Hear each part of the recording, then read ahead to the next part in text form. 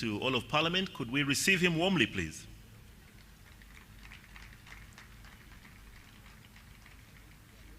So His Excellency the President is now being ushered to his tent where he shall sign the visitor's book. And even then, the procession of the Speaker will form and House shall start in a few minutes.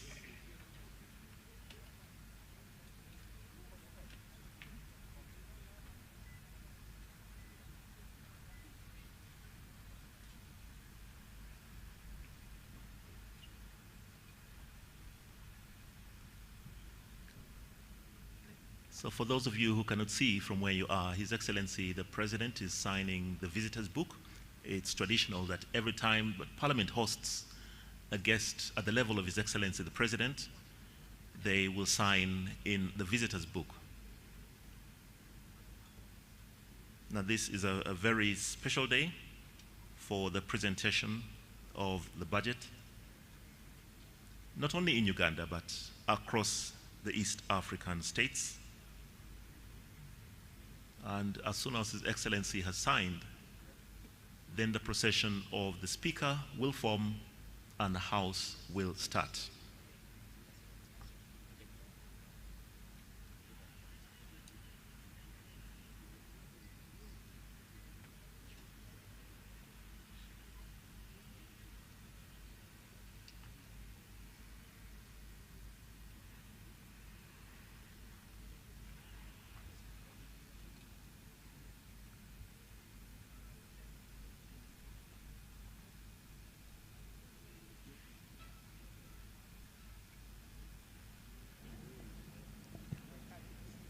Could you please rise to your feet as we prepare for the procession of the Speaker and the different items on our order paper. Thank you.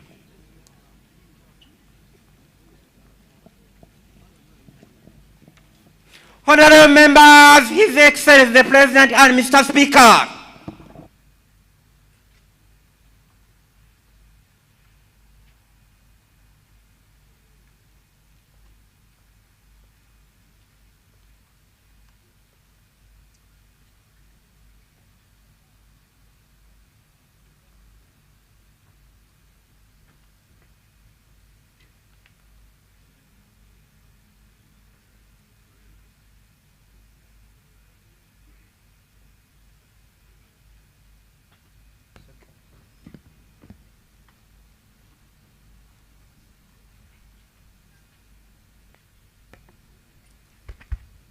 The anthems.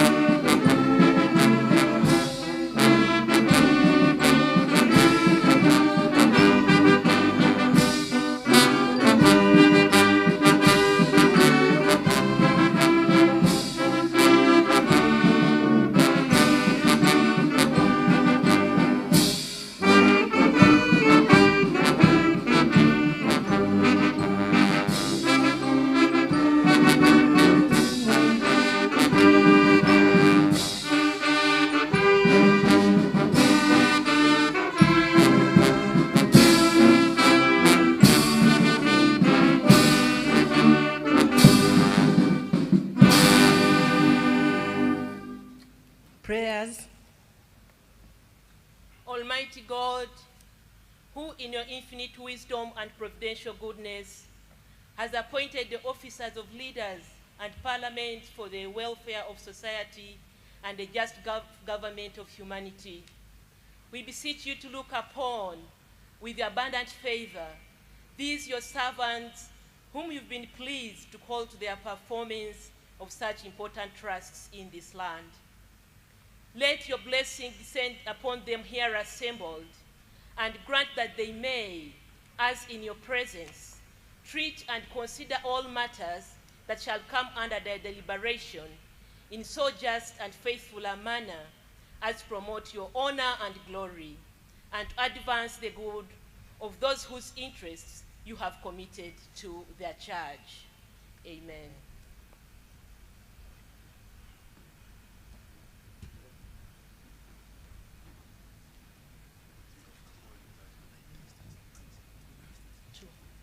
proclamation.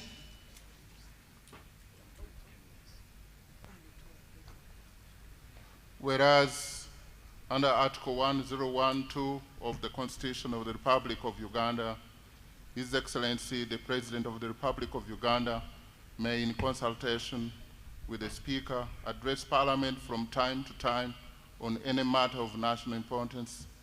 Aware that His Excellency, the President of the Republic of Uganda, has, in accordance with Article 1012, indicated to the Speaker of Parliament his intention to address Parliament and the nation on the national budget for the financial year 2026-2027. Now, therefore, in accordance with Rule 181 of the Rules of Procedure of Parliament, I hereby proclaim as follows. 1. That Parliament shall sit at Kololo Ceremonial Grounds on Thursday, 11th June 2026 at 1400 hours to receive the address of His Excellency, the President, on the national budget for the financial year 2026-2027. And 2, the Kololo Ceremonial Grounds to be principles of Parliament for the above-mentioned purpose. Given under my able hand at Parliament House, Kampala, this first day of June 2026.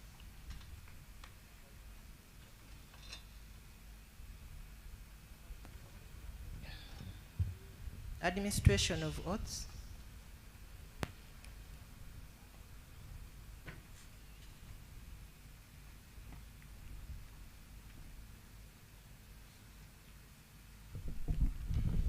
Your Excellency, the President, Right Honorable Speaker, sir, honorable members, on the 28th of May 2026, His Excellency, the President of the Republic of Uganda, appointed a new cabinet.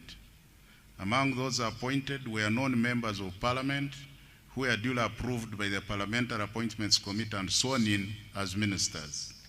In order for them to discharge their duties as ministers, they are required by law to become ex-officio members of Parliament by virtue of Article 78(1)(d) of the Constitution, and are required under Article 81(4) of the Constitution to take and subscribe the oath of allegiance and the oath of Member of Parliament.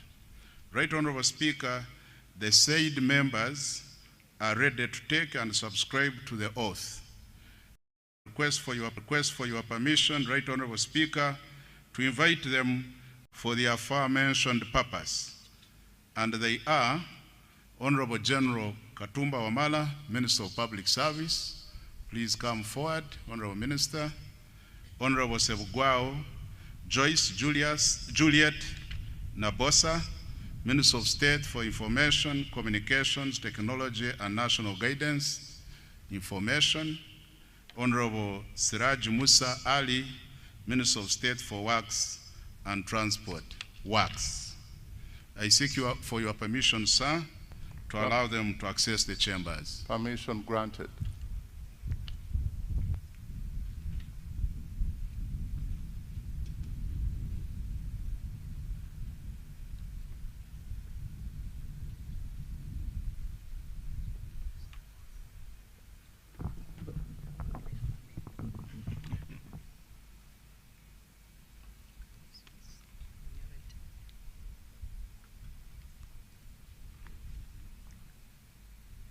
I, General Edward Katumba Wamala, swear in the name of the Almighty God that I will be faithful and bear true allegiance to the Republic of Uganda, and that I will preserve, protect, and defend the Constitution. So help me God. I, General Edward Katumba Wamala, swear in the name of the Almighty God that I will give faithful service to this Parliament and support and uphold the Constitution of the Republic of Uganda as by law established. So help me God. Congratulations, Honorable General.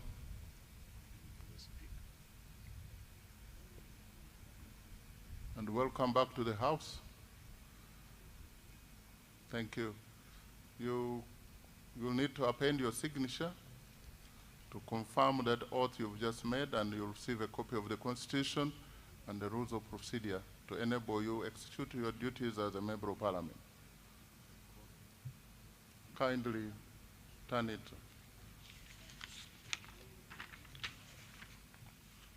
Honorable Sebugwao Joyce, Juliet Nabosa, Minister of State for Information, Communications, Technology, and National Guidance Information.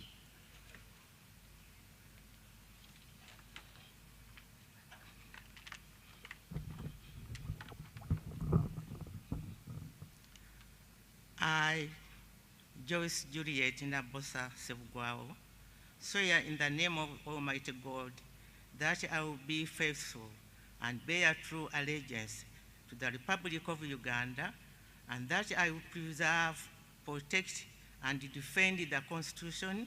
So help me God. I, Joyce Juliet Nabosa Sebugwao, swear in the name of Almighty God that I will give faithful service to this Parliament and support and uphold the Constitution of the Republic of Uganda as by the law established. So help me God.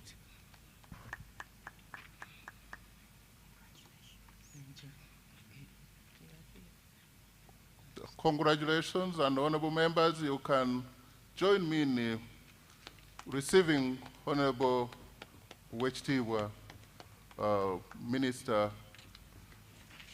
Congratulations, Mama, for catching the eye of the appointing authority. You will append your signature somewhere here to affirm, to attest to the oath you've just made, and they will give you a copy of the Constitution and the rules of procedure to enable you execute your mandate as a member of Parliament, with all rights except for voting.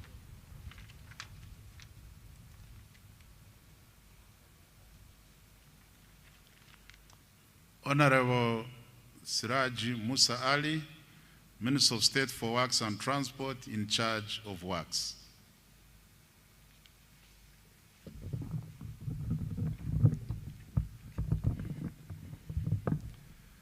I, Siraj Musa Ali, swear in the name of the Almighty God that I will be faithful and bear true allegiance to the Republic of Uganda, and that I will preserve, protect, and defend the Constitution. So help me God.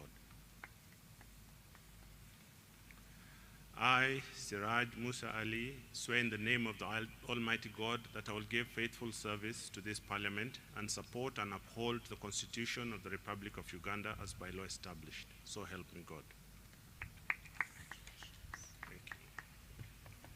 Congratulations, Honorable Siraji Musa Ali, upon your appointment and upon making your oath. We have place for you there, and another place down. We have a copy of the Constitution and the rules of procedure of this House that will enable you to execute your mandate as a member of Parliament. Congratulations once again.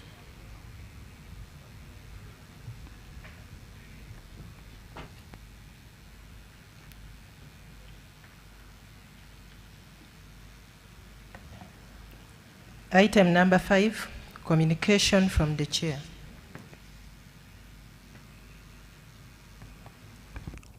Your Excellency, the President of the Republic of Uganda, General Yoweri Kaguta Museveni, Her Excellency, the Vice President, Major Retired Alupo Jessica Ipel, the Right Honorable Deputy Speaker,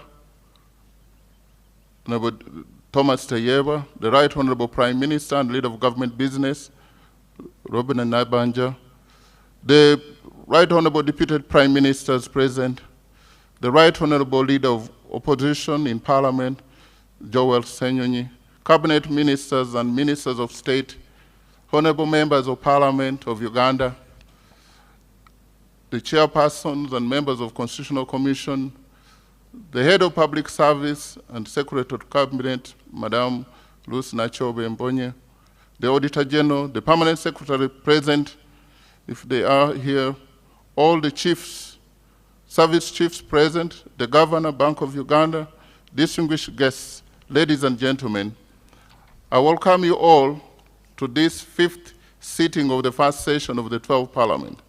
Your Excellency, just 7 days ago, on Thursday, 4th June 2026, you delivered at this very venue a clear and a concise address on the state of the nation, in which you reiterated the need for results-oriented, accountable, and transformative leadership at all levels as a catalyst for national transformation. Your Excellency, as we pride in the honor of hosting you once again here today, I take the privilege of informing you that the members of this 12th Parliament not only heard, but also listened keenly and embraced your words of wisdom. The fight against corruption and non-performance is not the executive's fight alone. It is Parliament's fight as well. And together, in harmony as a nation, we will win it. Honorable members, during today's sitting, His Excellency the President will deliver the budget speech for the financial year 2026-2027 in fulfillment of his constitutional obligation under Article 1151 of the Constitution of Uganda, which states that the President shall cause to be prepared and laid before Parliament in each financial year, but in any case not later than the 15th day before the commencement of the financial year, estimates of revenues and expenditures of government for the next financial year. Honorable members, today's budget speech crowns an elaborate consultative budget process which began in September 2025 with the issuance of the first budget call circular and the subsequent participation of various ministries, departments, and agencies, local governments, development partners, and civil societies, among others. Your Excellency, the relationship between the 12th Parliament and the other arms of government will be complementary and people-centered. The 12th Parliament will focus on public expenditure tracking and budget oversight through the various parliamentary committees to ensure that public funds are used for the purpose for which they are intended and in line with the approved work plans. I therefore implore whips to supply the list of their members to the various parliamentary committees pursuant to Rule 16.2d and Rule 163 and 164 of the Rules of Procedure of Parliament. This will pave way for the timely operationalization of our committees. Your Excellency and honorable members, the 12th Parliament will empower its committees to effectively support government programs through efficient and effective monitoring, or especially through the high-impact projects under the National Development Plan 4. These core flagship projects are strategic catalysts for our tenfold growth strategy. In addition, members of Parliament will strengthen oversight of government wealth creation and development funds under the parish development model, Uganda Women's Entrepreneurship Program, IMIOGA, among others. The 12th Parliament is firmly aligned to the government's objective of moving the approximately 38% of our population from subsistence to the formal money economy. Your Excellency and honorable members, the legislature looks forward to a productive financial year 2026-2027 in line with our national development aspiration. I thank you for your kind attention.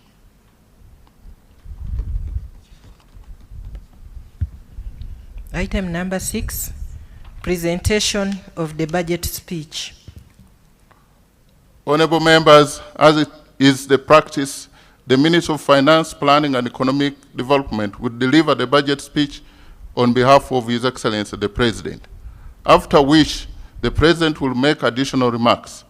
I now invite the Minister of Finance, Planning and Economic Development to deliver the budget speech.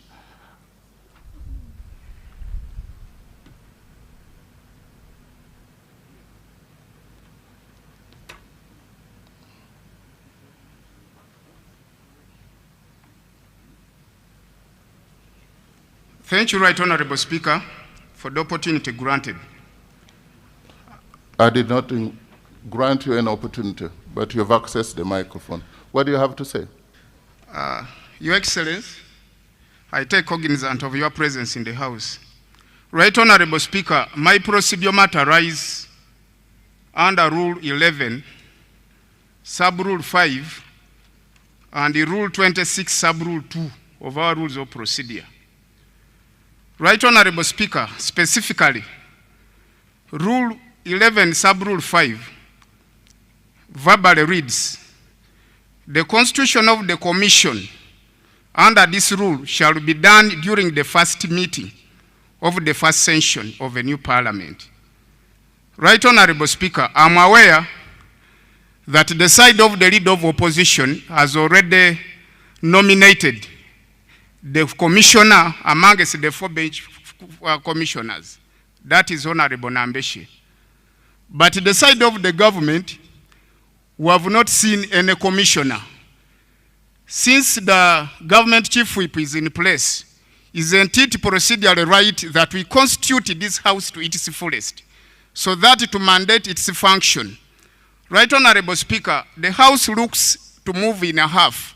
It's in amoeba shape, in a Mongolo shape. And this is the mother of corruption, Right Honorable Speaker.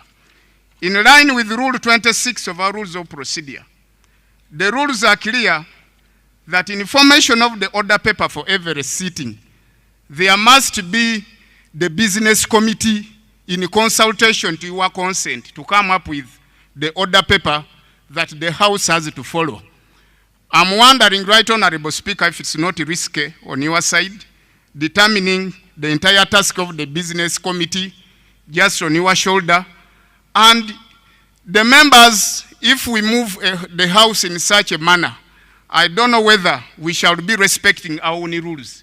Right Honorable Speaker, it is to my humble prayer and request, in line with the procedure matter raised, that the entire businesses this House has heard be rendered null and void, and we constitute the House to its fullest to carry on its function as mandated in law. Thank you, Right Honorable Speaker. I want to thank you, Honorable Member from Bale. We all now know that he's a second-year law student. He's very, very vigilant. And this is the session for, and let me give guidance to the member so that nobody else makes the same mistake. This is the first meeting. And the first meeting has sittings. This is the 5th sitting of the first meeting. Now the honorable member thinks that Rule 11, as stipulated here, is referring to the sitting. This is the first meeting of the 5th sitting of the first meeting of the first session of the 12th Parliament. We need induction clerk very quickly and urgently to help members know the difference between a sitting and a meeting of Parliament. On the constitution of the, that's on the constitution of the Parliamentary Commission. On the order of business, Parliament is forming.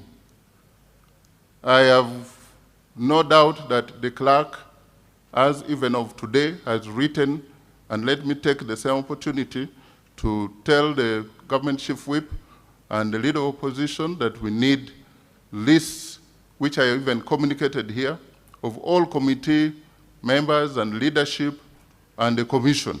We need that urgently before the 26th of this month. There is nothing null and void except the statement made in a wrong way. Next item.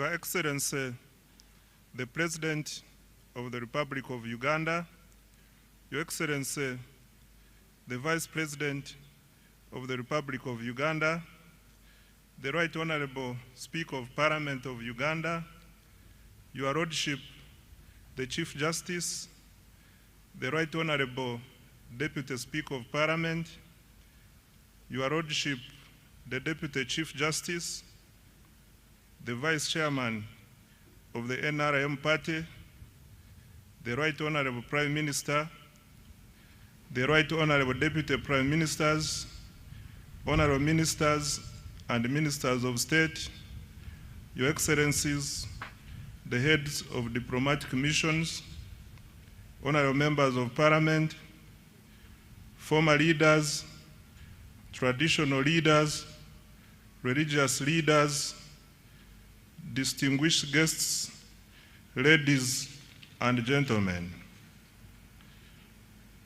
Mr. Speaker, sir, in accordance with Article 155 of the Constitution of the Republic of Uganda and the Public Finance Management Act, Cap 171, and on behalf of His Excellency the President, I present to Parliament and the people of Uganda the national budget for financial year 2026-2027 as approved by this Parliament.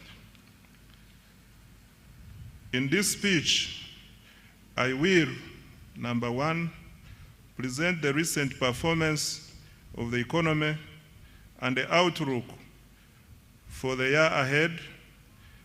Two, account to the people of Uganda on commitments made in financial year 2025-2026 that is coming to an end in a few days. Three, highlight government priorities for financial year 2026-2027. And four, outline the strategy for financing the budget. Right Honorable Speaker, allow me to begin by congratulating His Excellency the President and the National Resistance Movement upon the resounding victory in the recently concluded general elections. In addition, I congratulate His Excellency the President upon assuming chairmanship of the East African Community. This is in recognition of his exemplary leadership and passion for advancing regional integration and Pan-Africanism.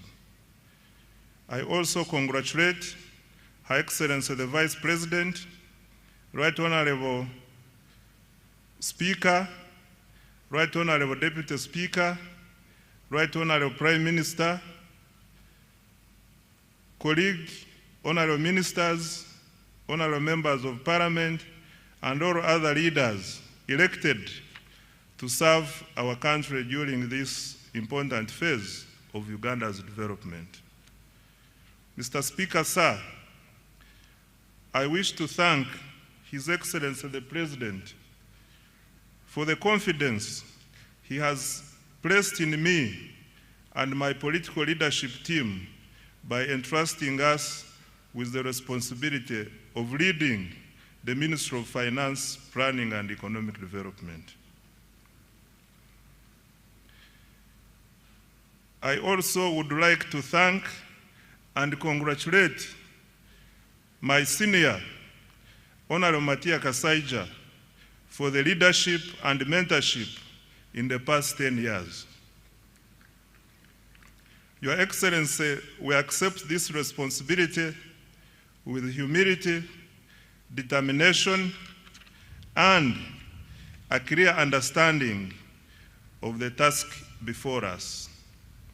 That task is to accelerate wealth creation, eliminate poverty, create productive jobs, and transform Uganda into a $500 billion economy in the shortest possible time. Right Honorable Speaker and colleagues, Uganda enters this new political term from a position of strength.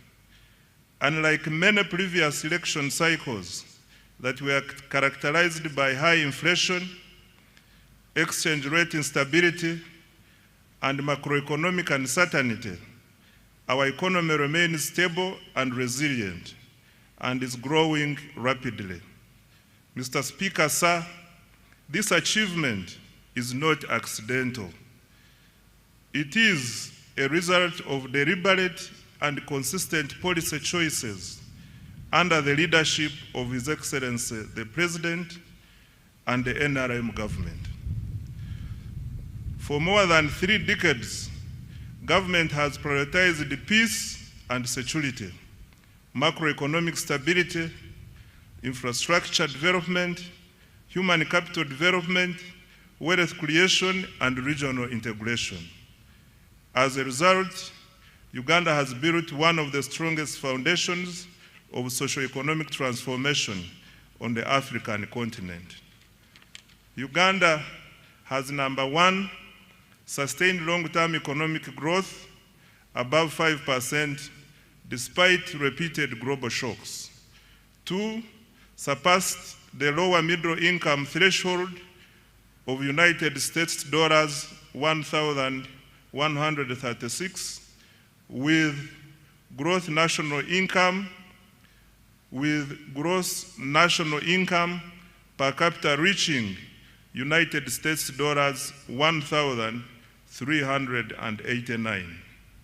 3, we have recorded one of the strongest external sector performances in recent history, nearly doubling exports over the last 5 years. 4, we have expanded access to health, education, and social services. 5, we have built critical infrastructure that supports investment and competitiveness. And 6, we have established a solid foundation for industrialization and private sector-led growth. Mr. Speaker, sir, the challenge before us is no longer simply growing the economy. The challenge is ensuring that growth translates into jobs, household incomes, enterprise development, and prosperity for every Ugandan. That is the essence of full monetization, as His Excellency the President has consistently emphasized. That is the focus of the tenfold growth strategy, and it is the central objective of this budget.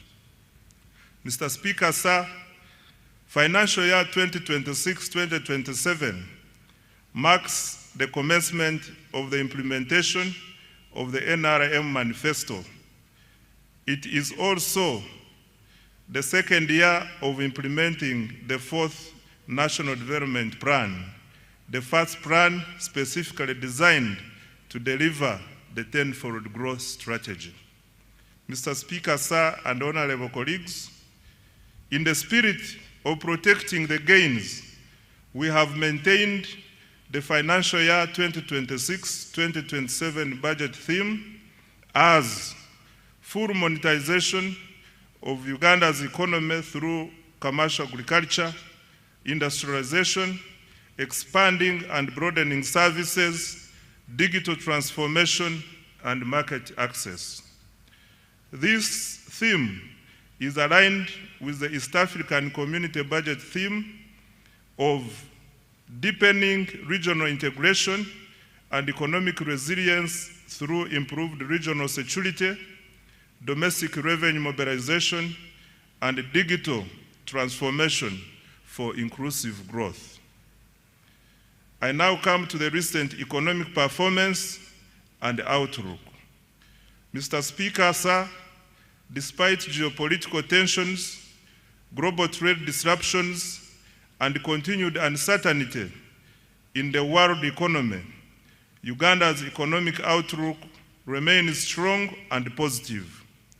The economy is stable, growth is accelerating, inflation is low, the exchange rate is stable, exports are rising, investment is increasing, and confidence in Uganda's future remains strong.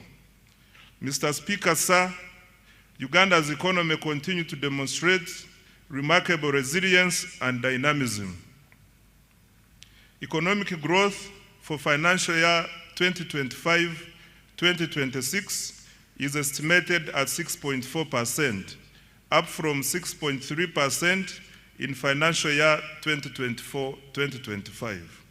The size of the economy is projected to increase to approximately United States dollars 69.3 billion, equivalent to Uganda shillings 250.4 trillion by the end of June 2026. In purchasing power parity terms, Uganda's GDP is estimated to be United States dollars 197.1 billion. GDP per capita is projected to increase to United States dollars 1,420, equivalent to approximately Uganda shillings 5.1 million per person. Mr. Speaker, sir, with the commercial oil production commencing later this calendar year, growth is projected to accelerate to 10.2% in financial year 2026-2027. This will mark Uganda's first return to double-digit growth since the reforms of the 1990s. Most importantly, a larger economy will accelerate more jobs, raise household incomes, expand opportunities for businesses, and generate the resources required to invest in quality education, health care, infrastructure, security, and other public services that improve the lives of Ugandans. This performance confirms that our strategy of investing in security, infrastructure, wealth creation, and the productive sectors is delivering results. I thank His Excellency the President for his steadfast leadership, strategic guidance, and insistence on phased prioritization. Mr. Speaker, I wish to repeat this one. This performance confirms our strategy of investing in security, infrastructure, wealth creation, and the productive sectors is delivering results. I thank His Excellency the President for his steadfast leadership, strategic guidance, and insistence on phased prioritization. Colleagues, I invite you to give His Excellency the President a round of applause. I now come to inflation. Mr. Speaker, sir, inflation remains low and stable. Average inflation during financial year 2025-2026 is estimated at 3.8%, compared to 3.5% recorded the previous financial year. This stability has been supported by effective coordination between fiscal and monetary policy, stable food prices, and improved management of fuel supply. Low inflation protects household incomes, supports business planning, and strengthens investor confidence. Government remains committed to maintaining price stability as a cornerstone to sustained economic growth. Right Honorable Speaker, the strength of an economy is reflected not only in how much it produces, but also in the confidence it inspires among investors, visitors, citizens, and at home and abroad. I am pleased to report that confidence in Uganda's economy continues to grow. Foreign direct investment remains strong at United States dollars 3.2 billion in the 12 months ending March 2026. This reflects growing investor confidence in Uganda's economy. Of even greater significance, investors are increasingly expressing interest in Uganda's small and medium enterprises. Kampala-based startups attracted about United States dollars 30 million in 2025, up from just United States dollars 4 million a year before. This surge signals growing confidence in Uganda's innovation ecosystem and affirms our emergence as a destination for entrepreneurship, technology, and investment. Mr. Speaker, remittances from Ugandans working abroad have significantly increased to US dollars 2.8 billion in the 12 months to March 2026 from US dollars 1.9 billion a year before. Remittances provide an important source of foreign exchange, investment, capital, and household income. Mr. Speaker, sir, tourism has fully recovered from the effects of the COVID-19 pandemic. Tourism receipts increased to United States dollars 1.86 billion in 2025, compared to United States dollars 1.4 billion in 2018-2019, before the COVID pandemic. This remarkable recovery from the lowest receipts of US dollars 562 million recorded in 2020 demonstrates growing international confidence in Uganda as a destination for business, investment, and leisure. Government remains committed to safeguarding and expanding this vital source of foreign exchange and jobs by increasing investment in the tourism infrastructure, the sector, security, and our missions abroad to effectively advance economic and commercial diplomacy. Mr. Speaker, sir, the Uganda shilling remains one of Africa's best performing freely floating currencies. This stability reflects prudent macroeconomic management, a liberalized foreign exchange regime, and a strong foreign exchange inflows from exports, tourism, foreign direct investments, portfolio inflows, and remittances. As a result, Uganda's foreign exchange reserves are now at United States dollars 6 billion. In the 12 months to March 2026, up from United States dollars 3.6 billion a year before. Government's decision to directly import petroleum products through the Uganda National Oil Company, UNOC, has further strengthened supply stability and reduced speculative pressures in the foreign exchange market. We expect the exchange rate to remain broadly stable despite ongoing global uncertainties. On the external sector, Right Honorable Speaker, Uganda's export performance has been exceptional. Over the last 5 years, exports of goods and services have increased by approximately 204%.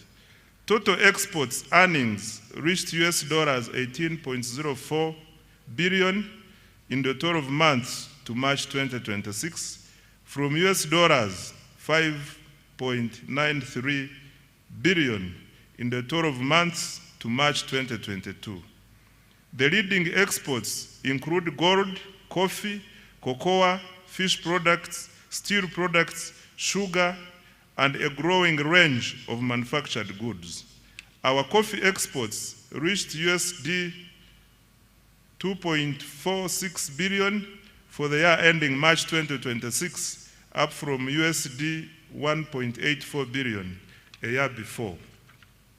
Uganda's exports mainly go to the Middle East, which accounts for US dollars 6.3 billion. Africa accounts for US dollars 4.1 billion.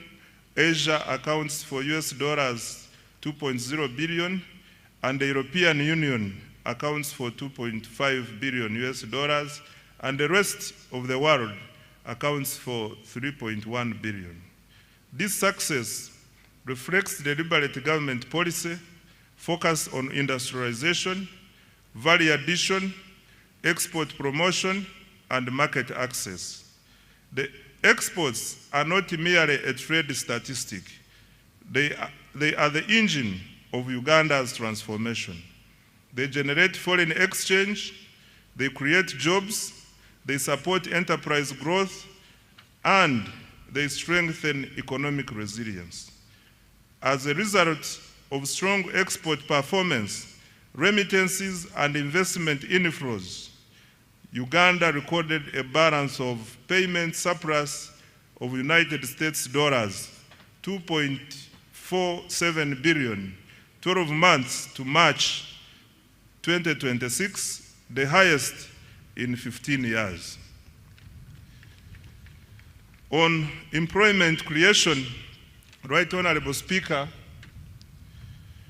the ultimate test of economic policy is whether it improves the livelihoods of our people through productive employment. Uganda's economy is gradually undergoing structural transformation. The services sector now accounts for 50.5% of total employment, up from 47% previously, while the share of employment to agriculture has declined from 40% to 37.1%. On the other hand, industry accounts for approximately 12.4% of total employment.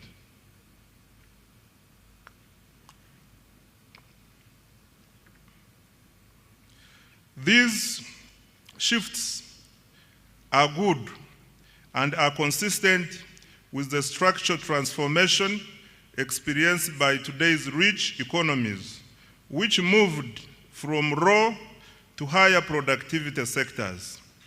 Mr. Speaker, sir, the capacity of our economy to generate formal employment continues to improve. Employment in private formal establishments has increased by 245%, from approximately 672,300 workers in financial year 2016-2017 to over 2,319,683 workers in financial year 2024-2025. This is in addition to the 503,738 public sector jobs and 10,513,500 14 informal jobs reported in April 2026. This growth in jobs confirms that Uganda's economy is not only growing, but also creating productive jobs for Ugandans. This is on account of deliberate government interventions to create jobs through industrialization and wealth creation. However, creating more productive jobs for our rapidly growing population remains an urgent economic priority. This is why government is investing in ATMs and enablers to create jobs at a scale, especially for young people. Going forward, every major intervention in the national budget will ultimately be judged by its contribution to jobs, incomes, and improved livelihoods. On fiscal performance, Mr. Speaker, sir, government's capacity to finance its development agenda using domestic resources continues to strengthen. This financial year, domestic revenue collections are projected at Uganda shillings 35.7 trillion, compared to Uganda shillings 32.3 trillion collected the previous financial year. Mr. Speaker, this financial year 2025-2026, domestic revenue from taxes, non-tax revenues, and local government revenues funded up to 80.9% of the total discretionary budget of Uganda shillings 44.1 trillion. The discretionary budget includes all funds allocated to implementing programs excluding debt and other government obligations. This represents significant progress towards fiscal self-reliance and reduced dependence on external financing.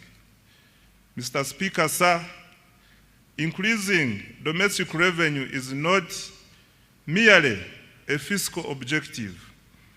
It is a sovereignty objective. A country that finances its development from its own resources enjoys greater policy independence, resilience, and sustainability.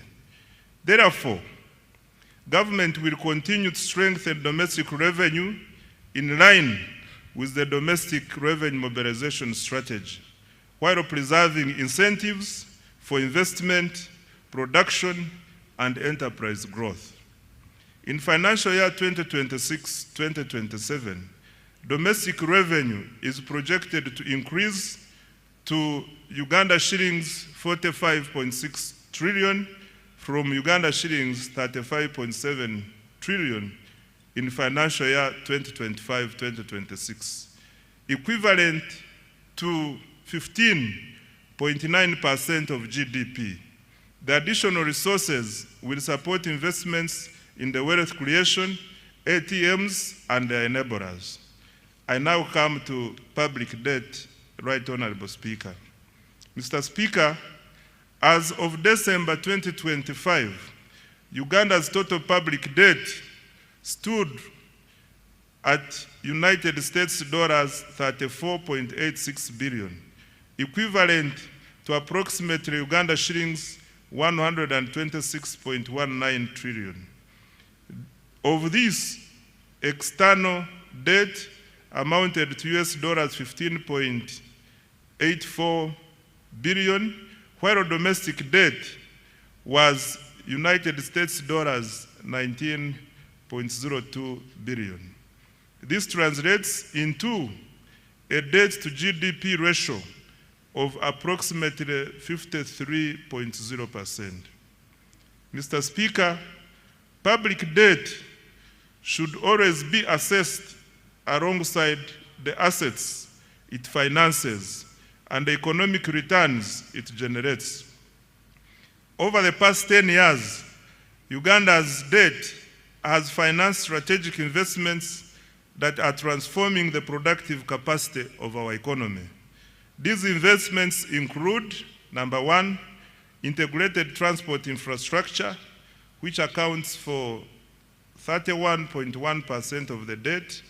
Number two, electricity infrastructure, which accounts for 19.3%. 3, water infrastructure, which accounts for 10.3%.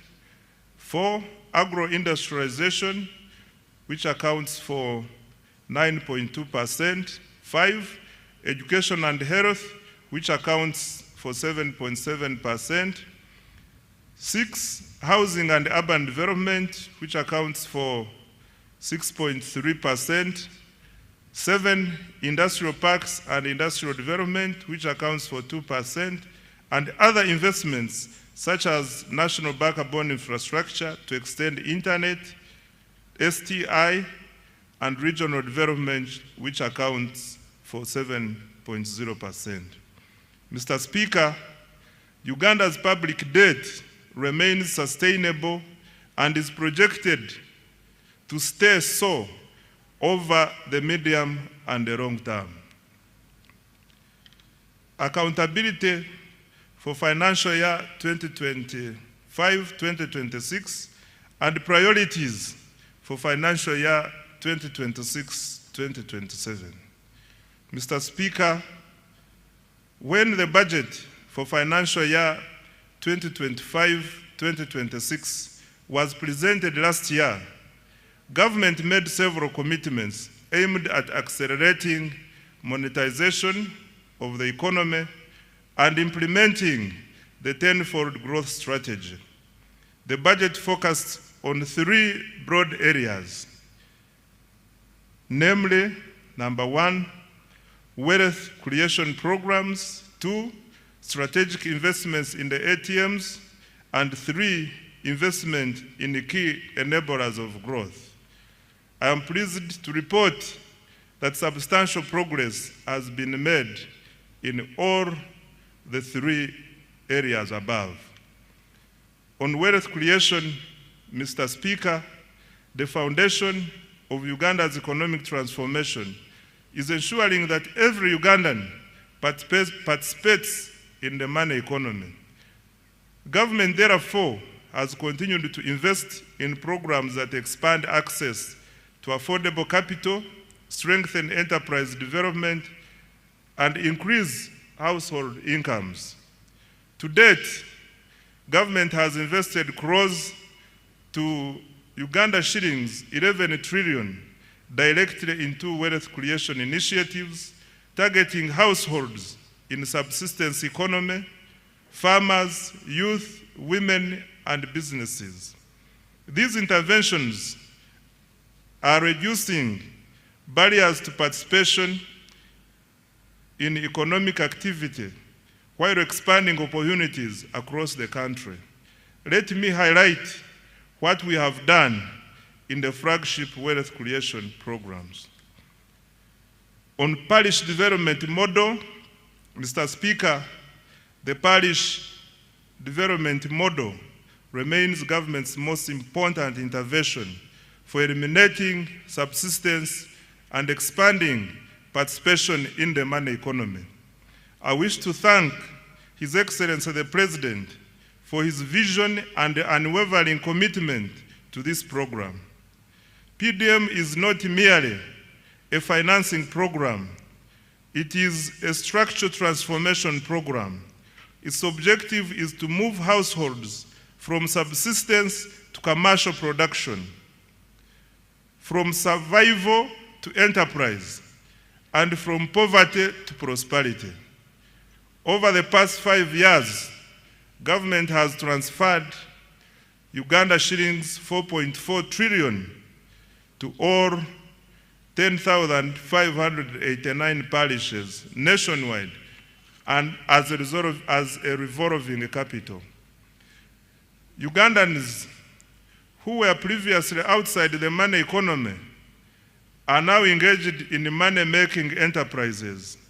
By the end of this month, PDM funds will have reached over 4 million beneficiaries. The PDM is raising household incomes, improving food security, and creating local economic opportunities for Ugandans who previously relied on subsistence production. Mr. President, Thank you for your visionary leadership. The next phase of the PDM will focus on boosting productivity, strengthening value addition, and improving market access for the PDM beneficiaries. My ministry will seek policy guidance to ensure that the underserved and densely populated parishes, particularly in urban areas, receive adequate funding. Equally important, we will begin a gradual deliberate transition from government transfers to a self-sustaining financial ecosystem.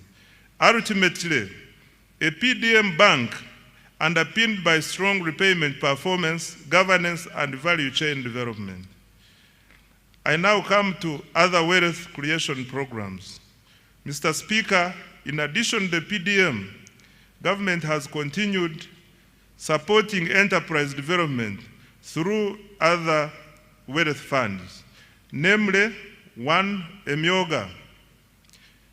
Government has capitalized the program with Uganda shillings 760 billion in revolving funds. To date, 7,148 Emyoga circles have been established with over 2.48 million members and cumulative savings of Uganda shillings 95.3 billion. An additional Uganda shillings 100 billion has been allocated in financial year 2026-2027. Number two, Katale Loan Facility. The government, through the Microfinance Support Center, introduced this wealth fund to expand access to affordable working capital for market vendors and urban informal operators. It is currently piloted in 6 major markets within the Kampala metropolitan area and will be rolled out nationwide in financial year 2026-2027. The piloted markets are St. Balikudembe, commonly known as Owino, Nakawa, Kalerwe, Busega, Nakasero, and Gaba markets. The facility is providing working capital loans at an interest rate of 8% per annum. 3, the Small Business Fund. This fund, initially called the Small Business Recovery Fund, was established in 2021 to help small businesses affected by COVID-19 to recover. The fund has disbursed over Uganda shillings 82.1 billion to more than 4,031 small and medium enterprises. It provides affordable financing of up to Uganda shillings 500 million at a 10% interest rate to formal enterprises employing at least 2 people. 4 is the Agricultural Credit Facility. Government has invested a total of Uganda shillings 371.7 billion in the facility as a co-financing with participating financial institutions. The facility has cumulatively disbursed Uganda shillings 1.35 trillion to more than 14,000 beneficiaries. In financial year 2026-2027, an additional Uganda shillings 47.68 billion has been allocated to further capitalize the facility. 5, large-scale commercial farmers financing scheme. In financial year 2025-2026, Uganda shillings 41 billion was provided for interest payments on behalf of the large-scale farmers cultivating over 50 acres of grain and animal feeds. This support has so far enabled 186 farmers to access a total of Uganda shillings 169.1 billion from government-owned commercial banks. The farmers are expected to repay the principal while government pays the interest on their behalf. An additional 41 billion Uganda shillings has been allocated for financial year 2026-2027. 6. Uganda Development Bank. Government has cumulatively capitalized Uganda Development Bank with shillings 1.6 trillion to provide long-term patient capital to strategic sectors vital for industrialization and value addition. The bank has extended over Uganda shillings 2.45 trillion in financing to more than 600 businesses across agriculture, manufacturing, tourism, construction, and services. An additional Uganda shillings 442.2 billion has been allocated in financial year 2026-2027 to further capitalize Uganda Development Bank. 7. GROW and other women funds. Through the World Bank financed GROW project, Uganda shillings 133.14 billion in soft loans has been extended to 6,584 women-owned businesses to support their transition from informality. This complements Uganda shillings 153.5 billion previously disbursed under the Uganda Women Entrepreneurship Program WEP, which has benefited 244,805 women. 8. Youth empowerment programs. The Youth Livelihood Program has financed 24,859 projects benefiting 275,034 youth at a cost of Uganda shillings 195.4 billion, while 57,849 youth have benefited from the Youth Venture Capital Fund. Number 9 is the revolving fund for the creative artists. Government has provided Uganda shillings 33 billion to establish a revolving fund for musicians and other creatives to promote enterprise growth and job creation. 10. Support to teachers' circles. Government released Uganda shillings 20 billion to private teachers' unions to strengthen teachers' welfare through improved access to affordable credit. This is in addition to the earlier Uganda shillings 25 billion that was provided to Walimu Sacco umbrella structures.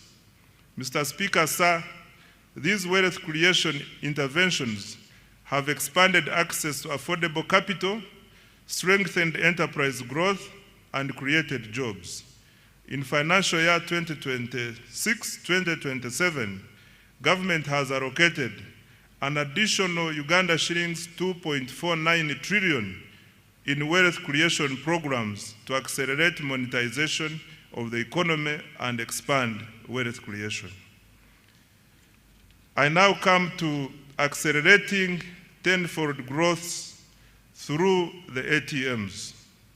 Mr. Speaker, having expanded access to capital through our wealth creation programs, government is now intensifying investment in the sectors that will drive Uganda's next phase of economic transformation. These sectors are collectively known as the ATMs, i.e. number 1, agro-industrialization, number 2, tourism development, 3, mineral-based industrial development, including oil and gas, and 4, science, technology, and innovations, including ICT and the creative arts. These sectors are deliberately selected because they represent Uganda's strongest comparative advantages and possesses the greatest potential to generate exports, jobs, incomes, and investment. Together, they form the engine of the tenfold growth strategy. The objective is simple: to convert Uganda's natural resources, human capital, and innovation into wealth, jobs, and prosperity. And I would like now to detail each. Under agro-industrialization, Mr. Speaker, agriculture remains the backbone of Uganda's economy. It employs millions of Ugandans, supplies raw materials to industry, produces exports, and sustains livelihoods across the country. However, Uganda's future prosperity will not come from producing more raw commodities alone. It will come from increasing productivity, expanding value addition, strengthening agro-processing, and improving market access. Government, therefore, continues to invest strategically across the entire agricultural value chain.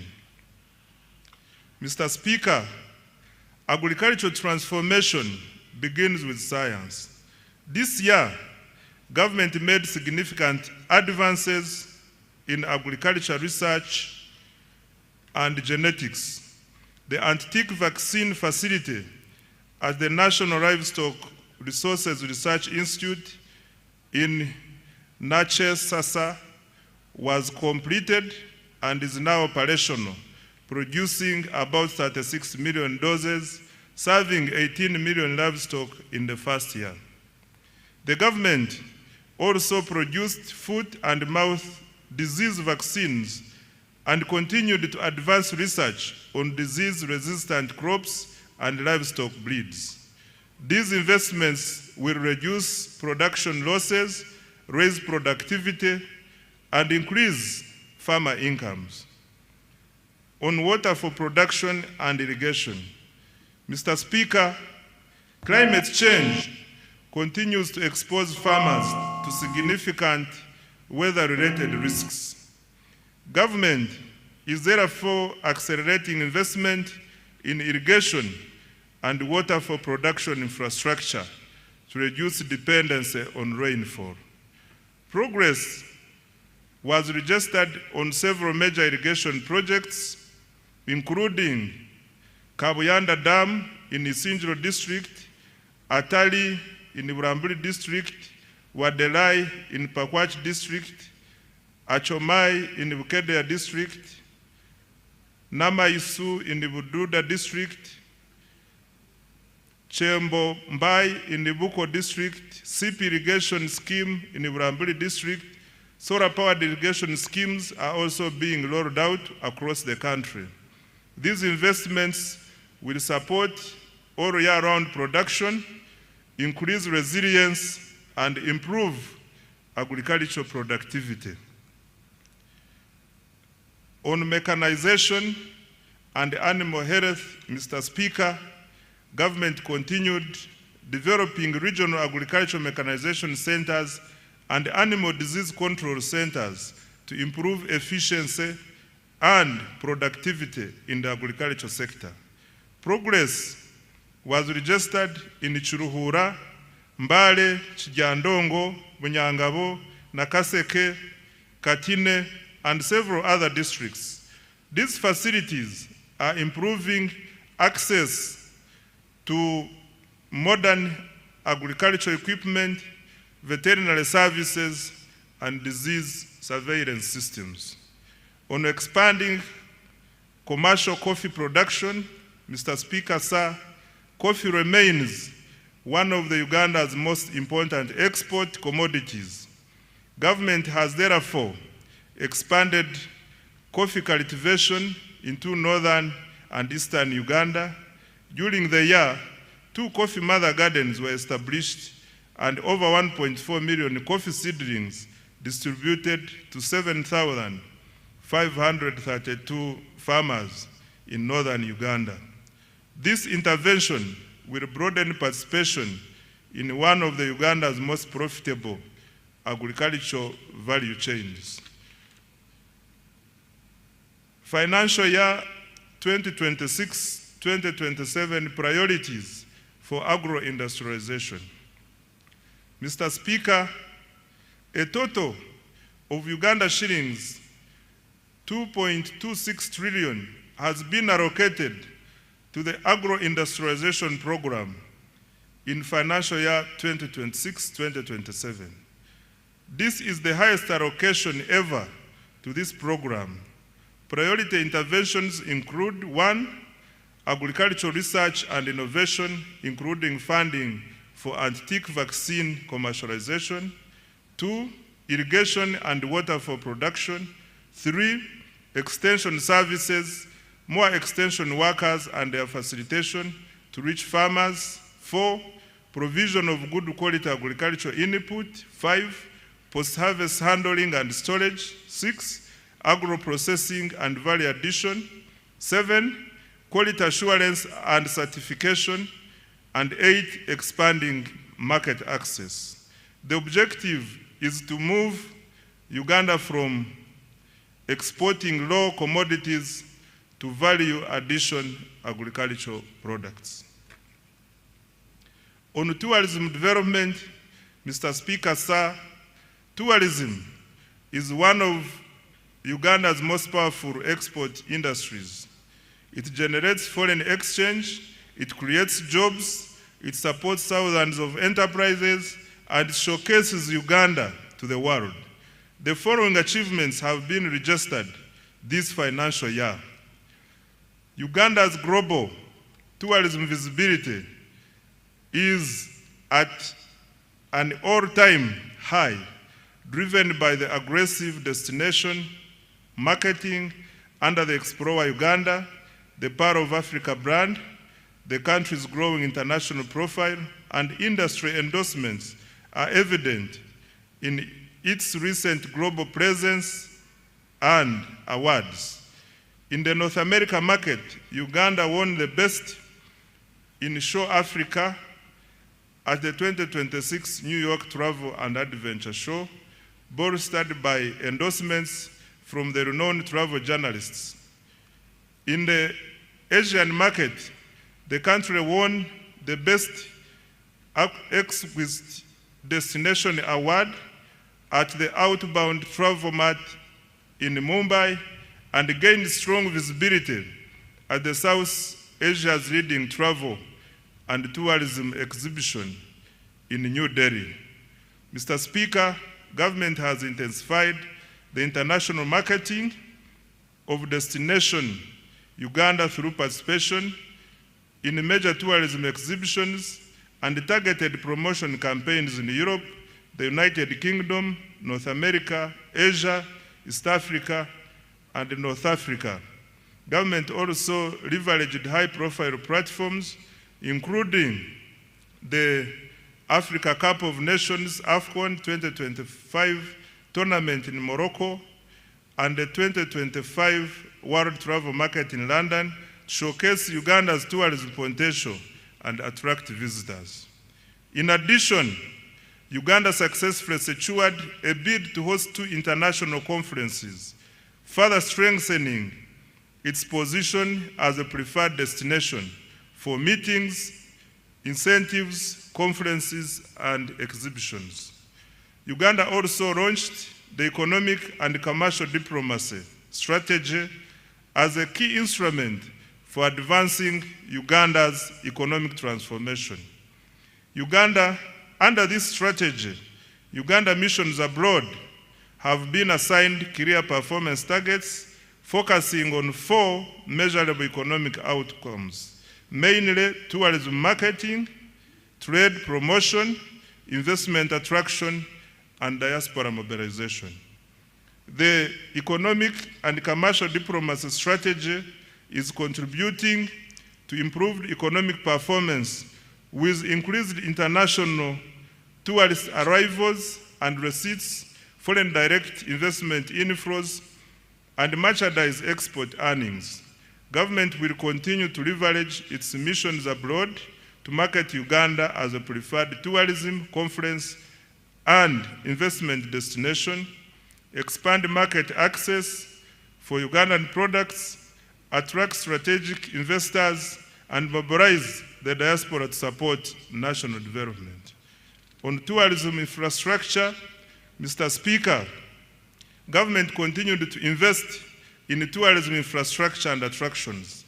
Progress was made in the development of museums and cultural heritage sites in Moroto and Dokoro. Investments are also underway in the Gwenzori Central Circuit Trail, Chitagata Hot Springs, and visitor facilities at the source of the Nile in Jinja, including an observatory deck and a modern restaurant. Government also established a new wildlife education center in Mbale. These investments are enhancing visitor experiences and strengthening Uganda's competitiveness as a tourism destination. In financial year 2026-2027, the priorities under tourism are the following. Mr. Speaker, the government has allocated Uganda shillings 567.32 billion to continue developing the tourism sector next financial year. The priority interventions will include: 1, branding and marketing of Uganda as a tourism and investment destination; 2, tourism infrastructure development; 3, construction of highway sanitation facilities and tourism site refreshment centers; 4, improving and enforcing hospitality standards and training; 5, conservation and wildlife protection to increase wildlife population across the national parks; 6, health tourism; and 7, economic and commercial diplomacy. I now come to mineral-based industrial development. Mr. Speaker, sir, Uganda is richly endowed with minerals. However, sustainable transformation will come not from extracting minerals, but from processing and adding value to them. Government strategy is therefore to transform mineral wealth into industrial wealth, and the following steps have been taken in that direction. 1, government intensified mineral exploration and quantification. Geochemical surveys for gold were undertaken in Kasanda, Chiboga, and Mubende districts. Exploration confirmed an estimated 300 million tons of iron ore in Kabale, Rubanda, Ruchiga, Kisoro, Kanungu, Chiruhura, and Hoima districts. Surveys of copper prospects were conducted at the Bukusu carbonatite complex, which also has the potential for rare earth elements, as well as at the Boma and the Gwensakara sites. Evaluation of uranium, manganese, lithium, and nickel deposits is also ongoing across the country. Number 2, to add value to Uganda's limestone, a new clinker factory was commissioned in Moroto district to produce inputs for cement production. The factory operates a 6,000 ton per day clinker production line with annual production capacity of 2 million tons of clinker and 3 million tons of cement. The project is expected to save the country up to $260 million annually in clinker imports and create up to 4,000 jobs. Number 3, government continued to make substantial progress towards fast oil. Construction of the East African crude oil pipeline and the central processing facilities is at advanced stage and nearing completion. The Tilenga and Kingfisher upstream development projects also registered significant progress despite logistical challenges arising from the ongoing conflict in the Middle East. During the year, 51 additional wells were drilled, bringing the cumulative number to 199 wells, exceeding the 189 wells required for first oil production later this year. 4, government completed the first phase of Kabalega International Airport, providing critical logistics, infrastructure to support oil and gas development, tourism, trade and investment in the Albertine region. Number 5, through the Uganda National Oil Company, government continued the bulk procurement of petroleum products. This has strengthened fuel security and ensured uninterrupted supply despite disruptions in global energy markets. Consequently, Uganda experienced minimal fuel price volatility compared to several countries in the region. 6, in addition, government through UNOC acquired a 20.15% stake in the Kenya Pipeline Company. This is a strategic investment to strengthen Uganda's energy security and enhance the reliability of fuel supply.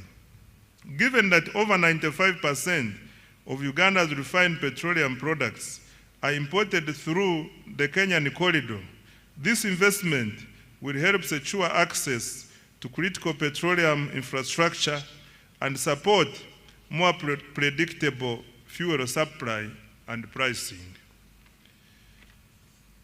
Financial year 2026-2027 priorities for minerals and oil and gas. Mr. Speaker, sir, Uganda shillings 473.51 billion has been allocated for mineral-based industrial development, mining, and oil and gas. And the priority areas include, number 1, continued mineral exploration, quantification, and certification. Number 2, continued capitalization of the National Mining Company. 3, establishment of the mineral market and buying centers. 4, operationalization of ECOP. And 5, development of the oil refinery. I now come to science, technology, and innovations. Right Honorable Speaker, no country has achieved rapid economic transformation without innovation. Science, technology, and innovation, including ICT and the creative arts, are critical drivers of productivity, industrialization, and competitiveness. They provide the tools to modernize production, create high-value jobs, and expand Uganda's participation in the global knowledge economy. For Uganda to achieve a tenfold expansion of the economy, STI is going to be at the center of our development strategy. Mr. Speaker, commissioning the Chira vehicle plant in Ijinja marked a major milestone in Uganda's industrialization journey and demonstrates the country's growing technological capabilities. The plant has the capacity to produce up to 2,500 buses annually. Despite being in its early stages of operation, Chira Motors has already made bus sales worth Uganda shillings 21.6 billion and received orders for 450 buses from Uganda and the region. The quality and reliability of its products were further demonstrated through the successful PAR to Cape electric expedition, during which the Kayora electric bus traversed more than 13,000 kilometers across Africa. Mr. Speaker, to date, more than 25,000 electric vehicles, including buses, motorcycles, and bicycles, have been produced locally with up to 40% local content. In a further boost to the sector, solar power completed the construction of East Africa's first production scale lithium-ion battery assembly plant in Uganda. This has strengthened domestic manufacturing capacity and positioned the country as a regional hub for electric mobility and clean energy technologies. On pharmaceuticals and biotechnology, Mr. Speaker, government continued to strengthen pharmaceutical manufacturing and biotechnology as part of the efforts to build a competitive pathogenic economy. Uganda is deliberately supporting the domestic production of medicines, vaccines, diagnostics, and other health products, while promoting research, innovation, import substitution, export growth, and resilience in the health sector. Significant progress was registered through strategic investments in and government procurement from local pharmaceutical and biotechnology companies, including Macrohim Scientifics, Day Pharma, Jena Herbal, and other emerging manufacturers. Macrohim Scientifics has established itself as a leading African manufacturer for rapid diagnostic kits, recording annual sales of approximately United States dollars 75 million from products used in the diagnosis of malaria, HIV/AIDS, and sickle cell diseases. Day Pharma has operationalized manufacturing lines for generic, oral solid, and liquid medicines and secured approvals from the National Drug Authority for a range of essential medicines. Jena Herbal, the manufacturer of Covidex, has established a pharmaceutical manufacturing facility in Soroti, expanding Uganda's capacity to produce health products locally and strengthening the country's pharmaceutical value chain.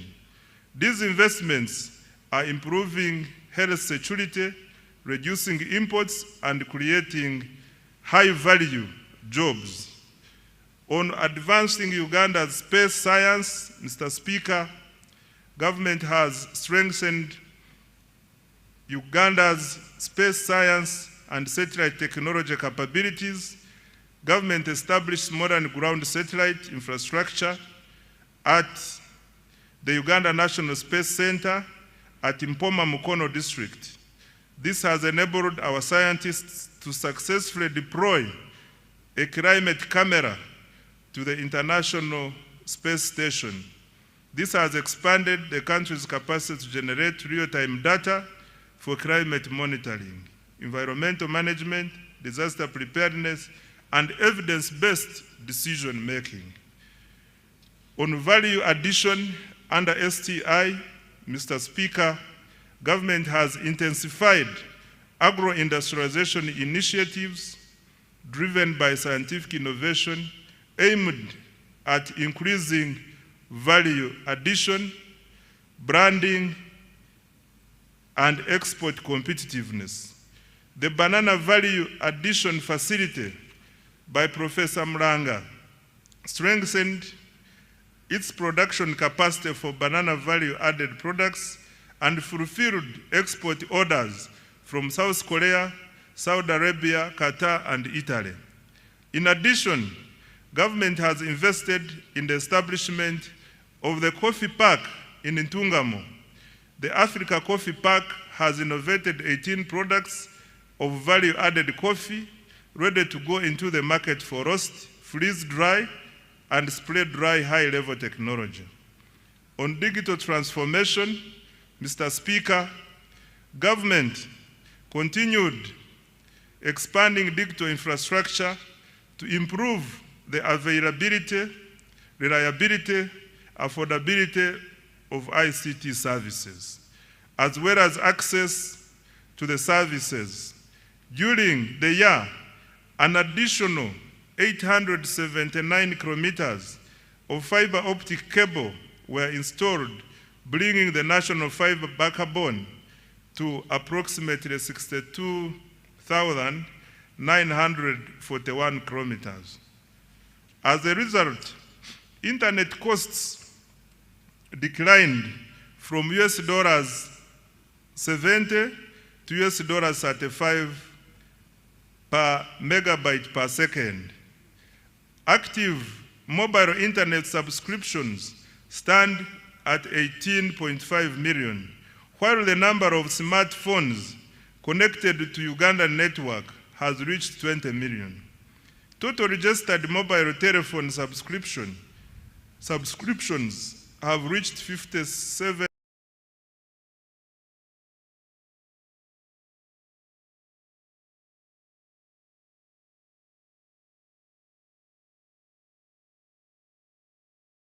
1.3 million, placing Uganda among the most connected markets in the region. The increased penetration of mobile telephones has increased financial inclusion and improved access to e-commerce, telemedicine, marketing, and agricultural information for farmers. In the year ending March 2026, mobile money transactions rose by 29% to Uganda shillings 392.7 trillion. Active mobile money accounts stood at 36.7 million. As at 31st March 2026, the number of mobile money agents had reached 1.22 million. I now come to creative arts. Mr. Speaker, to protect intellectual property and Rights Amendment Act 2025, government also established the Uganda Creatives Revolving Fund to provide affordable financing to circles in the creative economy. By December 2025, approximately Uganda shillings 18.99 billion had been disbursed to 50 circles of musicians, benefiting 3,047 individuals, of whom 62% are youth and 43% are women. Government is also finalizing the acquisition of a dedicated home for creative artists to serve as a common user facility for young talents to create wealth and jobs. The priorities for financial year 2026-2027 under STI, ICT, and creatives are the following. Mr. Speaker, Uganda shillings 1.140 trillion has been provided in the new budget for science, technology, innovation, ICT, and the creative industries. The priorities next financial year include: 1, commercialization of innovations, especially Chira, motor vehicles, coffee, dairy farmer, drugs, and vaccines, and banana products. Number 2, establishment of a high-tech city.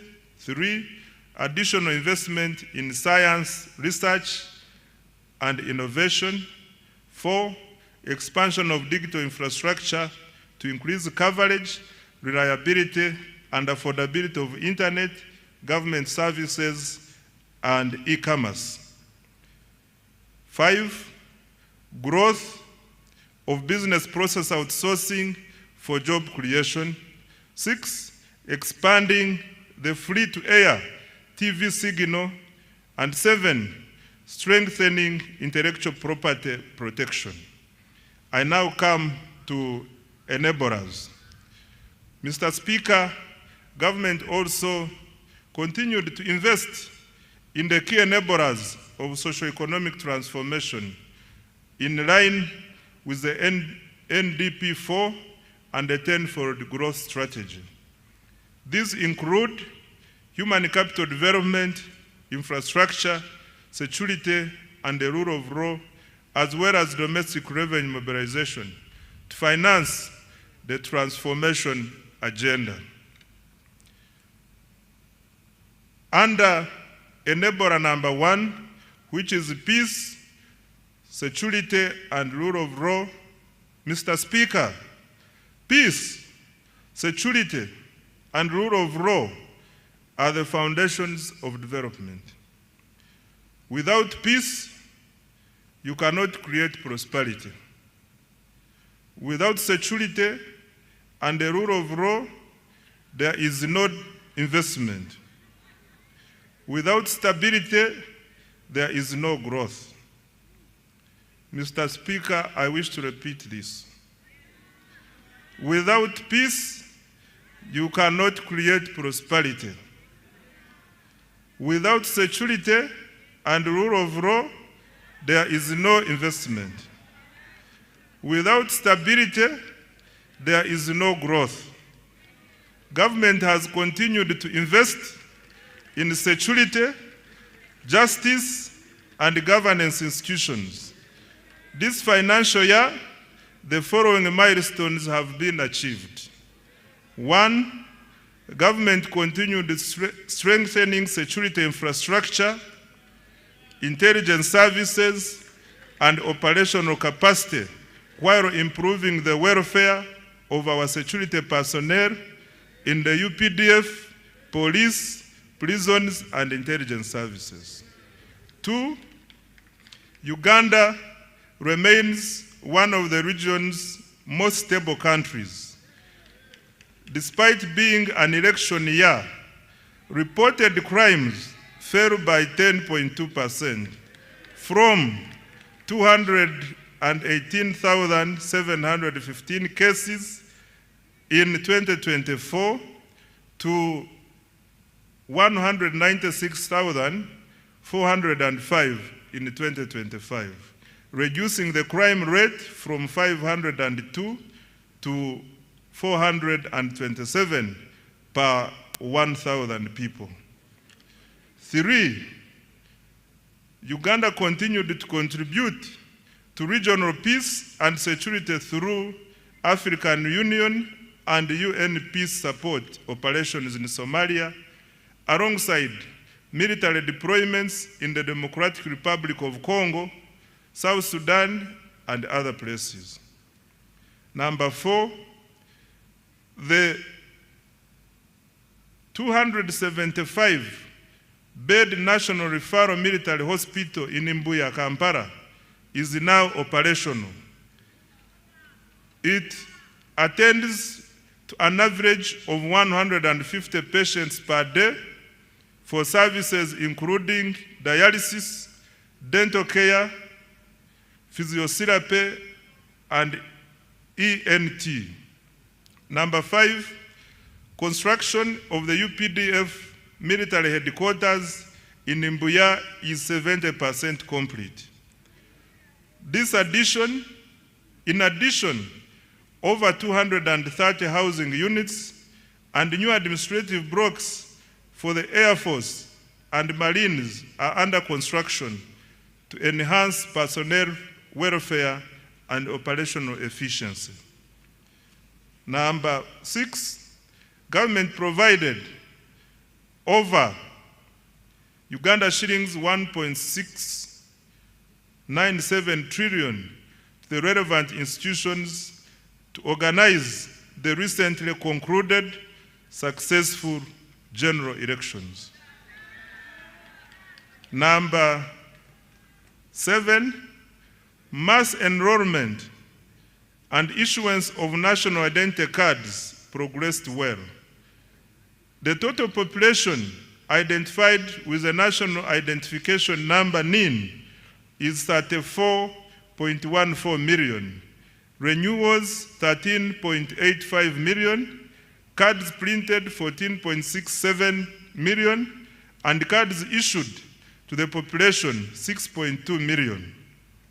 Beyond securing elections and supporting national security, the national ID has improved access to public services, broadened financial inclusion, and eased travel within the East African community. Number 8, cattle restocking has begun in Acholi, Lango, Teso, and Teso, targeting 16,000 households, each receiving 5 million to purchase 2 bulls and 3 heifers. To date, 2,000 households have been compensated. Financial year 2026-2027 priorities for security, governance, and rule of law are the following.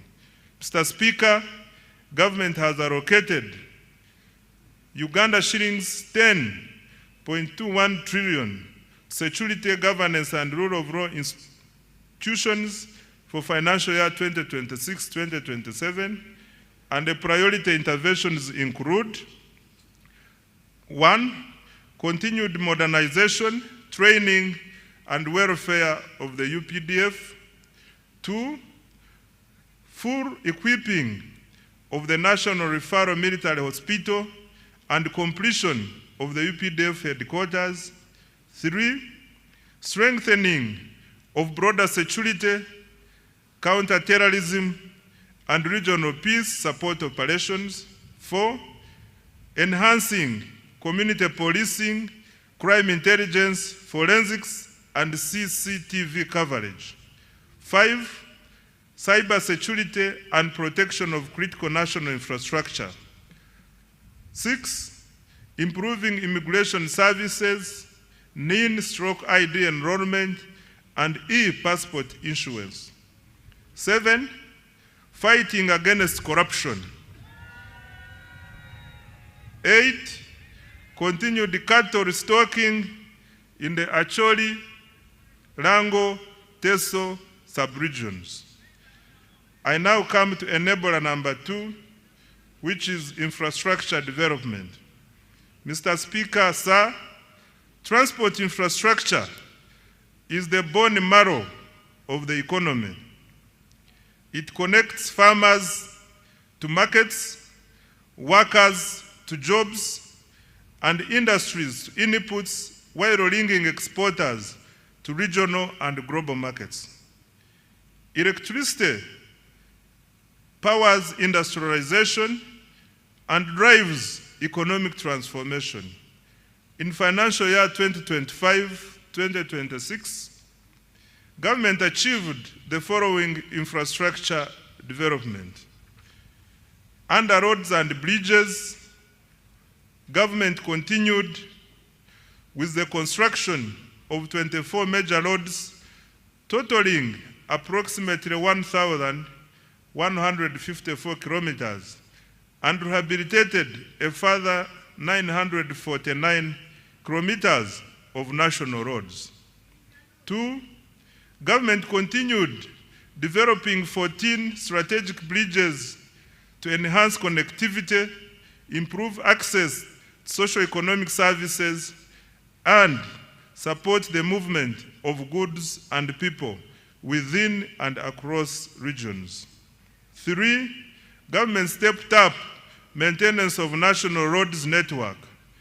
Over 7,400 kilometers of paved and 14,000 kilometers of unpaved roads were maintained through labor-based contracts, and a further 1,282 kilometers of paved and 3,146 kilometers of unpaved roads were looked after under routine mechanized maintenance.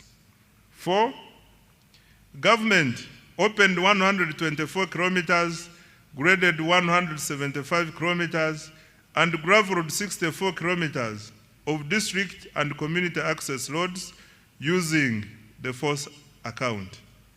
5, local governments maintained 2,700 kilometers of district and community access roads, upgraded and maintained 820 kilometers of city and municipal roads, and rehabilitated 120 kilometers of district roads. Under development of Greater Kampala Metropolitan Area infrastructure, Mr. Speaker, government has embarked on revamping road infrastructure in Greater Kampala Metropolitan Area.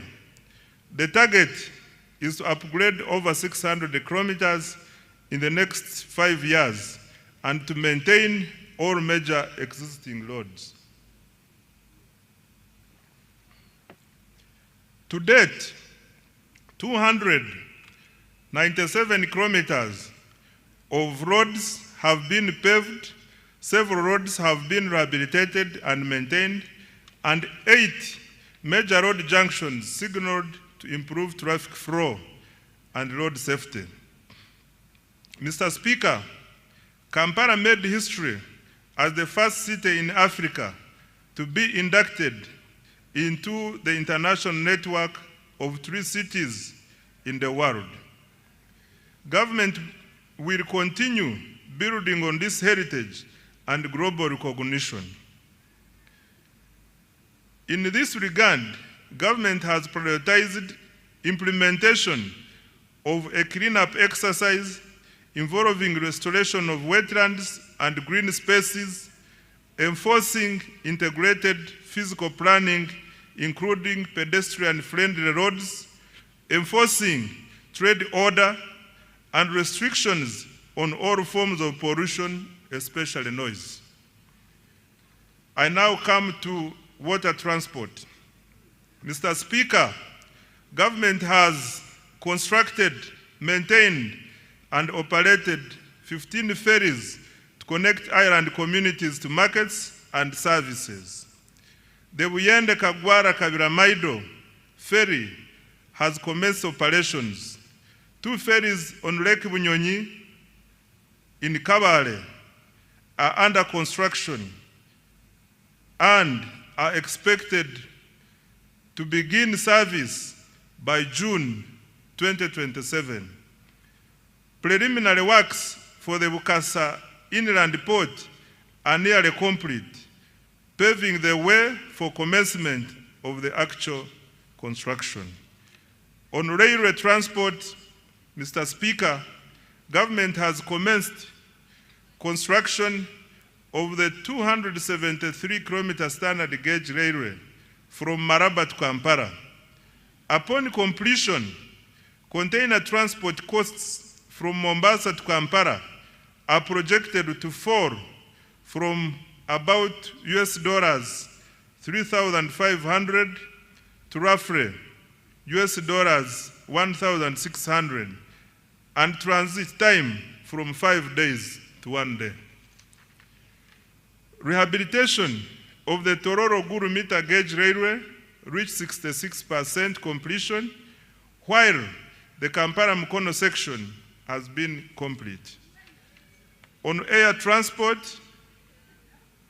Mr. Speaker, with regard to air transport, physical works for Kabalega International Airport are complete. Government is now finalizing operational requirements to get the airport ready for first oil and AFCON 2027. Construction of Kidepo International Airport is underway to boost tourism in Karamoja. Phase 1 of Entebbe International Airport's rehabilitation and expansion is complete, with a new passenger terminal and expanded cargo facility. The passenger terminal capacity has risen from 2.0 million to 3.5 million travelers per year. 12 regional aerodromes have been maintained to support regional connectivity for tourism and trade. Government is strengthening Uganda Airlines as critical transport infrastructure to enhance international connectivity for tourism, trade, investment, and the diaspora. In order to enhance operational efficiency, expand and modernize the fleet, government is further capitalizing the airline by acquiring 8 additional new passenger aircrafts. The financial year 2026-2027 priorities for transport are the following.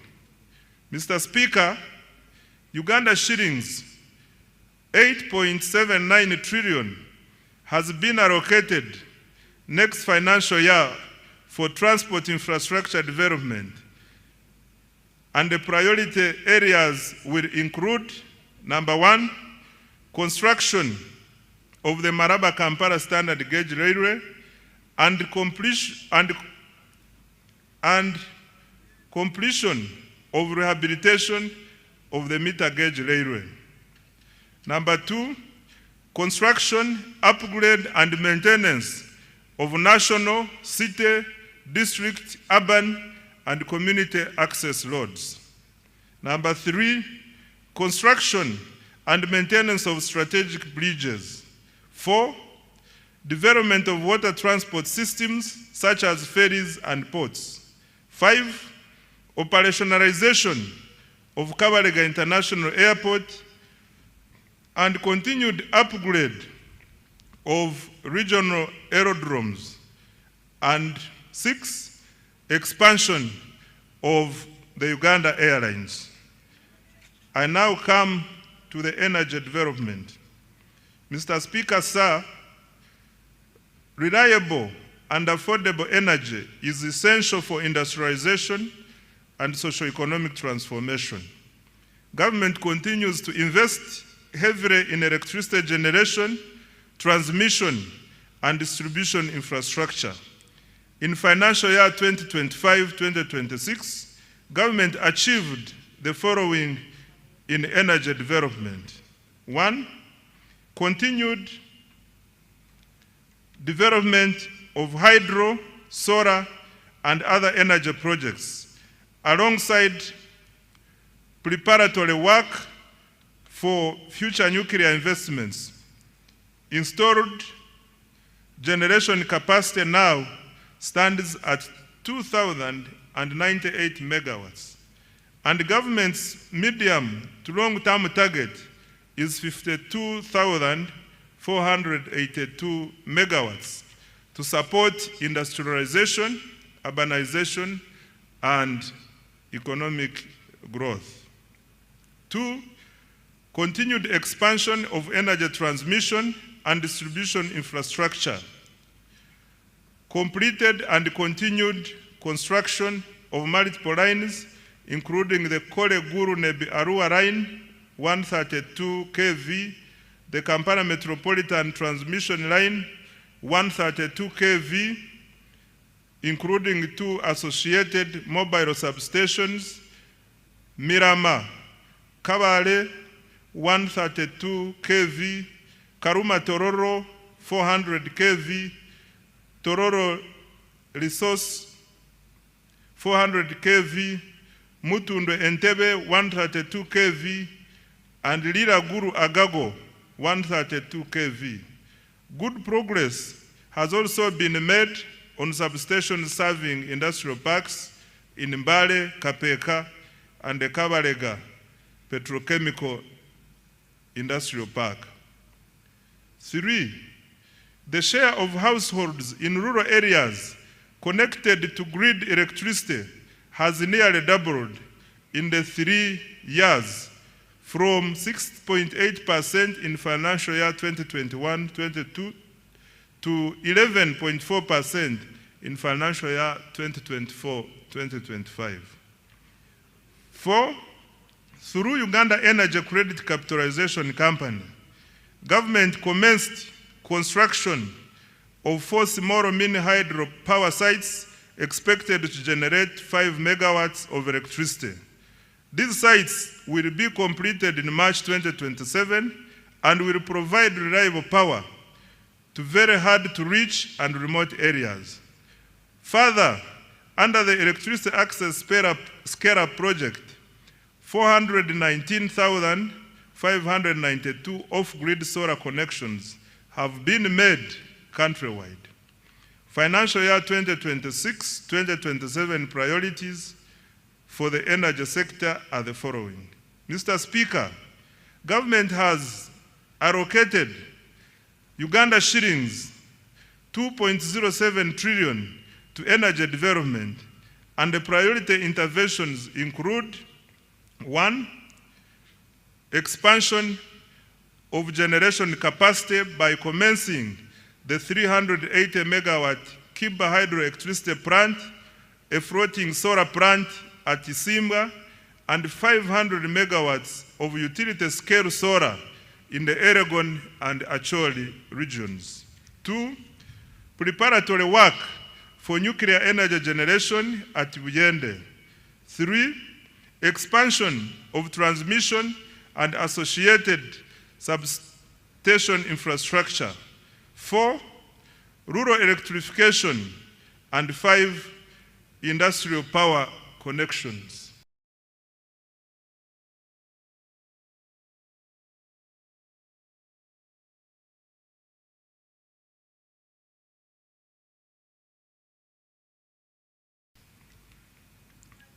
I now educated, skilled. Government continues to allocate a large share of the discretionary budget to human capital development, i.e. health, education, water and sanitation, and social protection. During financial year 2025-2026, the following milestones were achieved. Under health, Mr. Speaker, government sustained its policy of progressively increasing investment in essential medicines and health supplies. Accordingly, funding through the national medical stores was increased by Uganda shillings 145.33 billion to Uganda shillings 862.93 billion in financial year 2025-2026. Government will continue to increase domestic financing for essential health commodities with the aim of substantially reducing reliance on donor support. This will guarantee uninterrupted access to essential medicines like antiretroviral medicines, anti-malarial drugs, vaccines, immunization supplies, laboratory commodities, and anti-tuberculosis medicines. Government continued to modernize healthcare infrastructure and equipment. During the year, 17 regional referral hospitals and 25 general hospitals were equipped with neonatal intensive care units. In addition, 14 regional referral hospitals received CT scan machines. Construction and upgrading of 31 health facilities across Karamoja is ongoing. Government also completed high-capacity medical waste incinerators in Fort Portal, Guru, Mbarara, KCCA, and Lira. Busorwe, Gombe, Kaworo hospitals were also rehabilitated. Right Honorable Speaker, government continued to promote preventive health care through immunization, disease prevention, and nutrition programs. Immunization coverage for children under 1 year reached 94%, while first dose measles, rubella coverage reached 93%. Government also conducted nationwide campaigns against malaria, HIV, AIDS, Ebola, cholera, and yellow fever, and promoted nutrition education for children, pregnant women, the elderly, and other vulnerable groups. Government also continued to expand specialized healthcare services in oncology, cardiology, and other fields, reducing the need for treatment abroad. The Uganda Heart Institute conducted 634 cardiac interventions, including open heart, closed heart, vascular, and catheterization procedures. In April 2026, the Uganda Cancer Institute successfully performed the country's first bone marrow transplant. Mr. Speaker, specialized healthcare services will be further strengthened by ongoing investments. The 250-bed capacity cardiac hospital in Naguru, Kampala is 44% complete and expected to be completed by June 2027. The International Specialized Hospital of Uganda at Lubowa is 75% complete and will be completed in December 2027. Mr. Speaker, I wish to repeat this one. The International Specialized Hospital of Uganda at Lubowa is 75% complete and will be completed in December 2027. The first phase of the Nuclear Medicine Center for the cancer treatment is 95% complete, with radiotherapy and advanced molecular imaging services. Phase 2 of the PET Center is 10% complete. Regional cancer centers in Mbarara, Arua, and Mbale are under construction, while the Guru Center is fully operational. Other achievements in the health sector include: 1. Expansion of the national e-health digital infrastructure to support telemedicine, health information management, medicine tracking, and monitoring of health workers' performance. B, or number 2,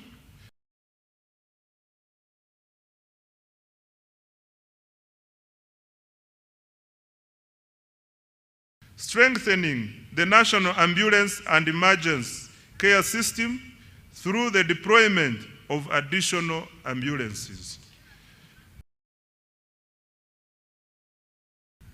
Mr. Speaker, the priorities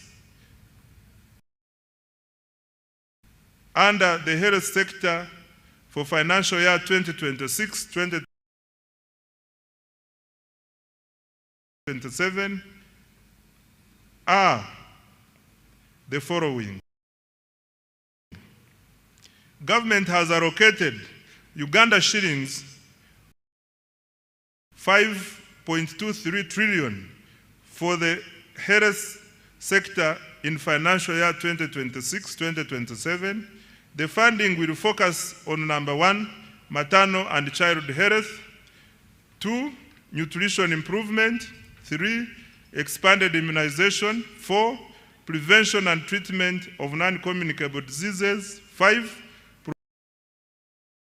provision of essential medicines; 6, strengthening specialized healthcare services; 7, improving emergency response systems; 8, exploring feasible pathways towards universal health coverage. I now come to water and sanitation. Mr. Speaker, access to clean and safe water remains fundamental to public health. Human dignity and economic productivity. Government has therefore continued investing heavily in water supply and sanitation infrastructure across the country. Access to improved water sources continues to expand, with 71% of households now having access. Coverage stands at 68% in rural areas and 74.5% in urban areas. Mr. Speaker, during financial year 2025-2026, safe water access was extended to 553 villages. Over 200 large solar-powered water and sanitation systems, several public sanitation facilities, and fecal sludge treatment plants were completed in several districts. In addition, a number of urban water systems were expanded. Government has allocated Uganda shillings 1.013 trillion in financial year 2026-2027 to further expand access to safe water and sanitation services across the country. The objective is to ensure universal access to safe water and sanitation services. I now come to education, skills, and sports. Mr. Speaker, education remains the most powerful instrument for social mobility and long-term economic transformation. During the financial year 2025-2026, the following milestones have been achieved in the education sector. 1, in order to expand access to education, government continued financing universal primary education, UPE, and universal secondary education, USE. Approximately 9.52 million learners benefited from UPE, while about 995,116 learners benefited from universal secondary education and universal post-O-level education and training. 2, government completed construction of 90 additional seed secondary schools, expanded 54 existing schools, and operationalized 259 seed schools. 3, in preparation for AFCON 2027, Hoima Stadium has been completed, upgrades to Nambole Stadium are progressing well, and other required tournament facilities remain on schedule. Further construction of Akibwa Stadium is on schedule. Number 4, government has intensified investment in STEM, technical and vocational education, industry-linked skills development, and digital literacy. In financial year 2026-2027, priorities for education, skills, and sports, Mr. Speaker, are the following. Next year, government has allocated Uganda shillings 6.66 trillion to further improve education of Ugandans. Priorities will include: number 1, access to quality UPE and USE. Number 2, strengthening STEM and vocational education. 3, improving teacher welfare and training with emphasis on pre-primary teachers. 4, curriculum reform. 5, strengthening public universities and research institutions. And 6, completing critical sports infrastructure for AFCON 2027. Mr. Speaker, beginning financial year 2026-2027, an additional Uganda shillings 568.65 billion has been allocated to enhance salaries for primary schools.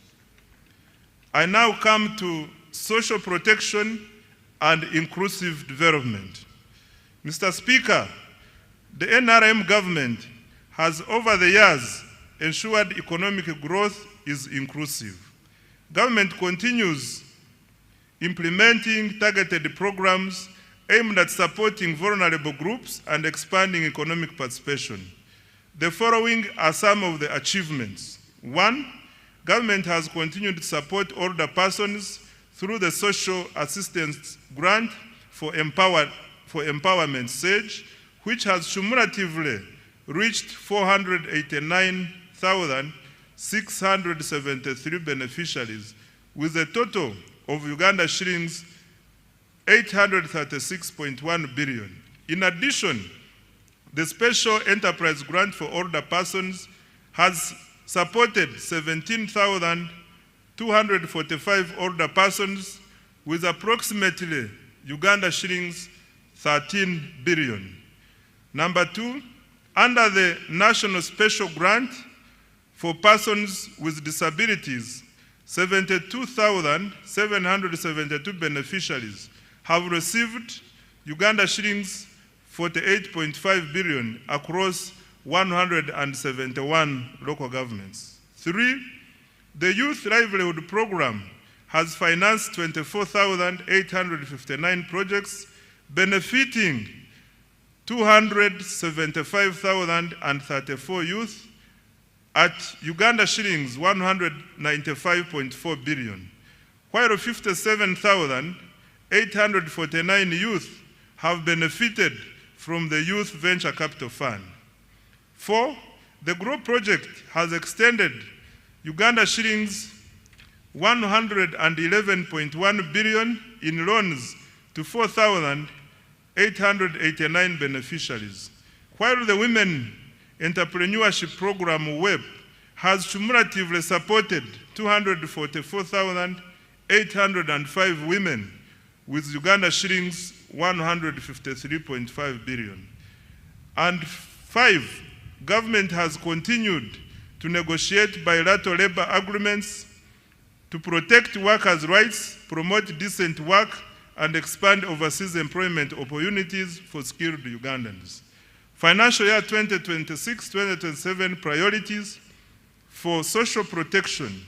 Mr. Speaker, sir, next financial year, government has allocated Uganda shillings 173.55 billion for social protection, which will focus on 1, expanding economic empowerment programs, 2, strengthening labor standards, 3, supporting youth employment initiatives, 4, promoting women's economic participation, 5, enhancing social protection systems, and 6, establishing a robust labor market information system.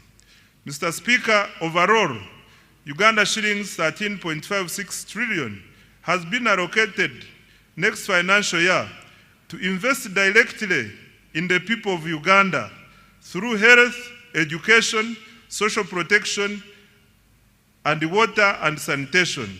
This investment reflects government's conviction that people are Uganda's greatest asset.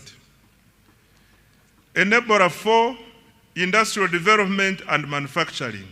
Mr. Speaker, nations achieve prosperity not by exporting raw materials, but by transforming them into high-value products.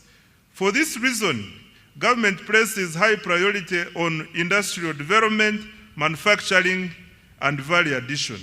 Mr. Speaker, besides government investment in manufacturing under the ATMs already highlighted, the following milestones have been achieved in this financial year. 1, government continued investing in the development of industrial parks. The aim is to lower investors' establishment and operating costs and drive industrial growth.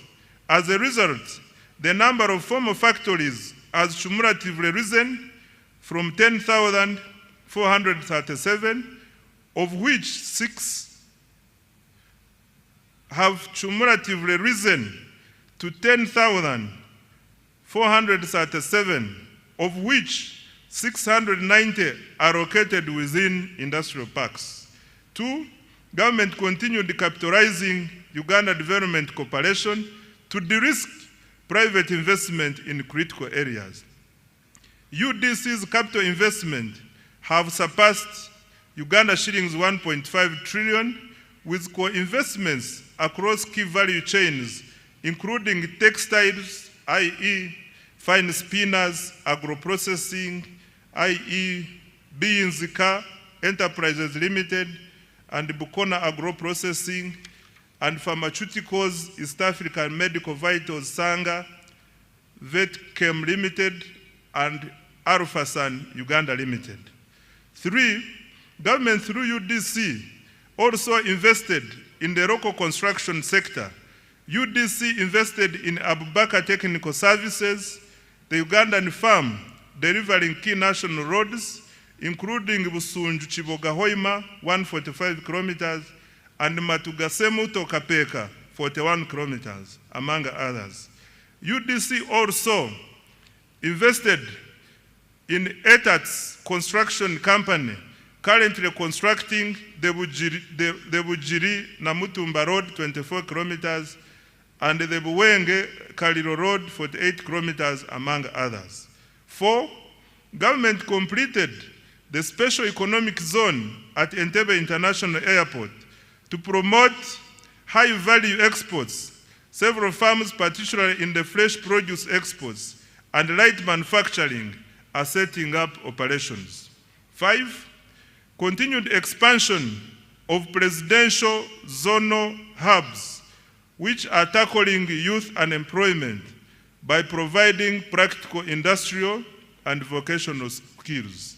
To date, 82,790 youth have been trained, and the number of hubs has grown to 28 nationwide. Mr. President, I thank you so much for this initiative. Financial year 2026-2027 priorities for manufacturing and industrial development.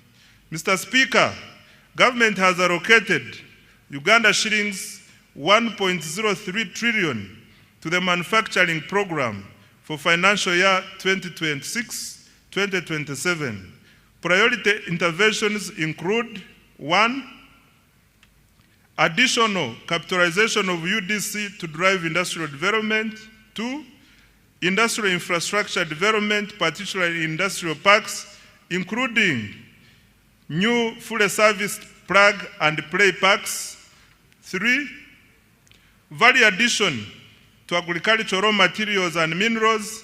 4, supporting market access for Ugandan manufactured products. 5, strengthening the functionality of special economic zones. And 6, industrial research, including the establishment of regional industrial incubation hubs. Under market access for wealth creators, Mr. Speaker, wealth creators need access to both domestic and export markets.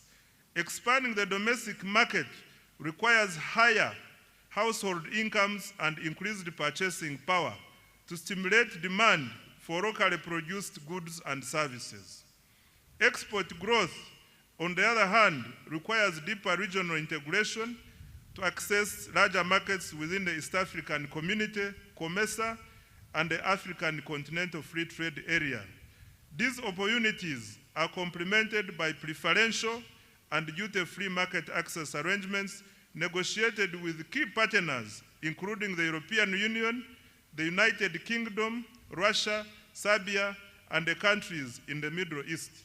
To expand both domestic and export markets, government will continue investing in standards, quality assurance, certification, and market intelligence to enhance the competitiveness of Ugandan products and services. To this end, government has so far implemented the following. Number 1, strengthen certification services to enhance efficiency. Additional personnel have been recruited and trained to increase capacity of the Uganda National Bureau of Standards to undertake certification, surveillance, and enforcement of standards. Following automation, the turnaround time for import inspection reduced from 3 weeks to 4 hours.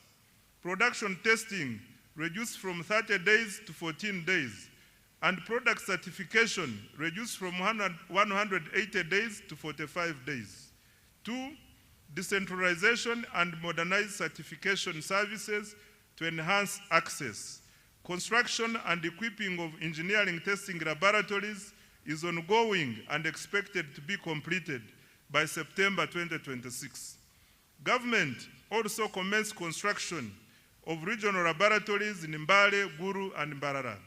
3, developed 450 standards for products and services and issued permits to 4,500 products. 4, trained 750 micro, small, and medium enterprises in value addition and processing and certified 750 products. 5, completed construction and equipping of an international accredited national meteorology laboratory at Uganda National Bureau of Standards. The laboratory is being used to calibrate equipment used in the National Food Safety Laboratory and other agro-food processing laboratories and industries. 6, commenced operations of the petroleum laboratory in January 2026. Over 40 product samples of petroleum products have since been tested. Mr. Speaker, priority interventions for financial year 2026-27 include: 1, development of quality assurance infrastructure, the euro 163.56 million enhancement agricultural production, quality and standards for market access project. 2, strengthening the capacity for development of standards and certification of products and services. 3, completing construction and equipping of the engineering laboratory and continuing construction of regional laboratories. And 4, accrediting private laboratories to increase access. I now come to environmental protection and disaster management. Mr. Speaker, sustainable management and use of natural resources, land, water, and environment, as well as effective response to climate change, are essential for boosting productivity and value addition. To cushion Ugandans and our economy from climate shocks, government invested Uganda shillings 9.6 billion this financial year in early warning systems, hazard mitigation, and emergency relief items for affected households. Government also invested heavily in water for production facilities to protect our farmers during drought. Mr. Speaker, sir, in order to protect and restore wetlands, government undertook the demarcation of 104 kilometers of wetland boundaries and restored 15,000 hectares of degraded wetlands. A total of 8,319 hectares of graded Central Forest reserves were demarcated alongside 404 kilometers of forest boundaries to enhance the protection and management of forest resources.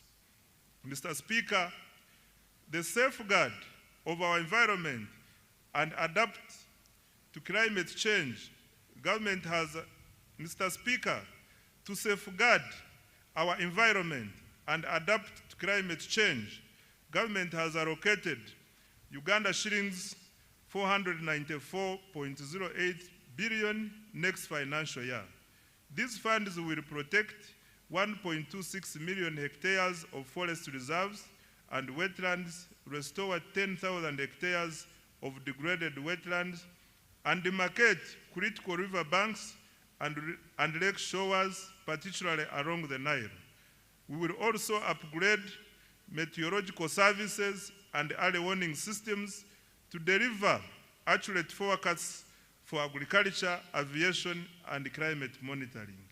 In addition, Uganda shillings 361.88 billion has been allocated to the contingency fund to strengthen our national disaster response next financial year. I now come to administration of justice. Mr. Speaker, under the administration of justice program, the following achievements were recorded. 1, expanded access to justice with the proportion of districts having complete justice service points rising from 79% in financial year 2020-2021 to 89%.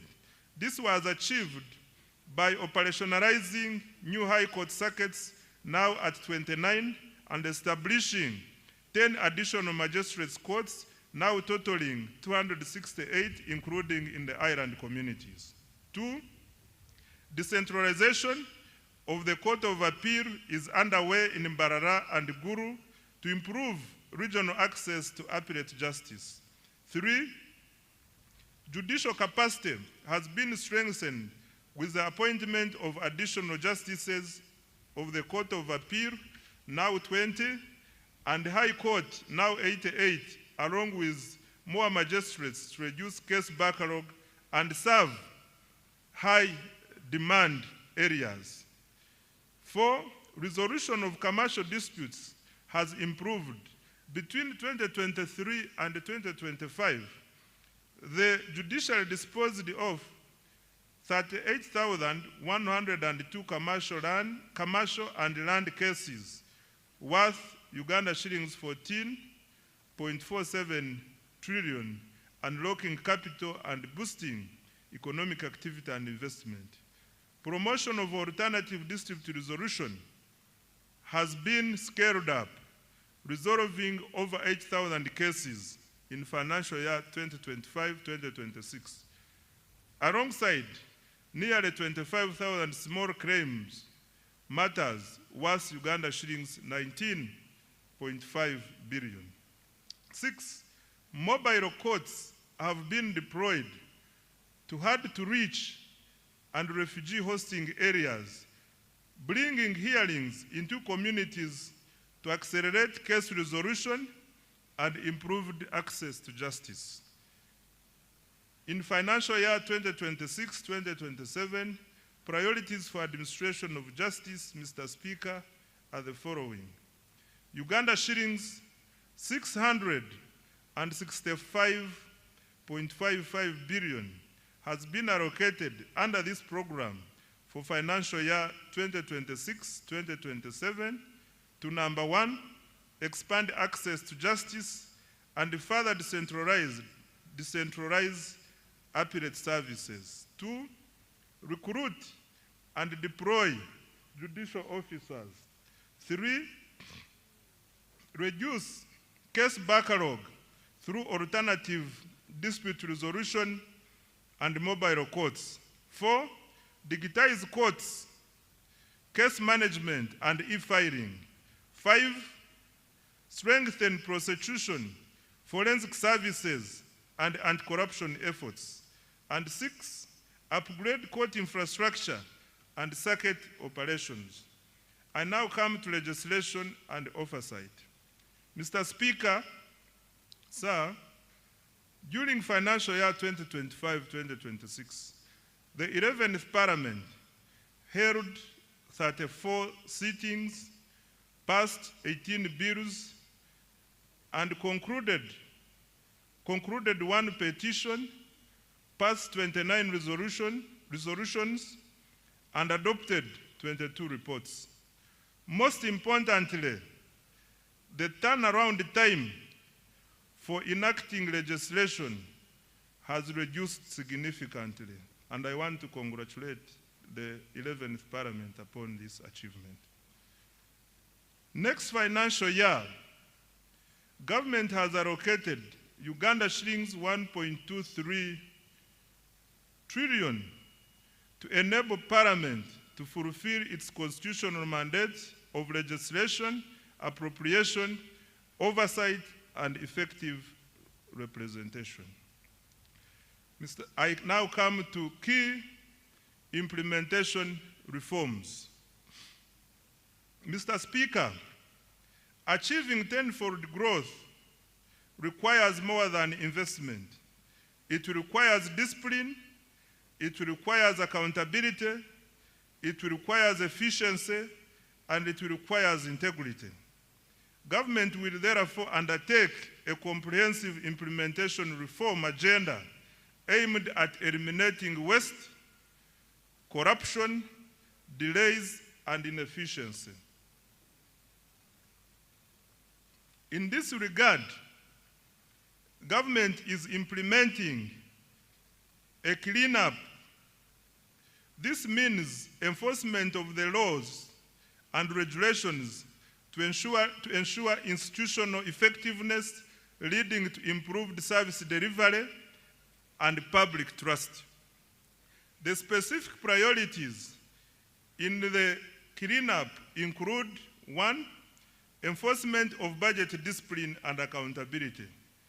In financial year 2026-2027, going forward, as part of the performance contracts, all accounting officers will sign a budget discipline and accountability charter, which provides for sanctions against breaches of accountability rules in planning, budgeting, and execution of public resources. 2, combating corruption through procurement reforms, digitization, strengthening internal controls and audits, and ensuring transparency to facilitate accountability.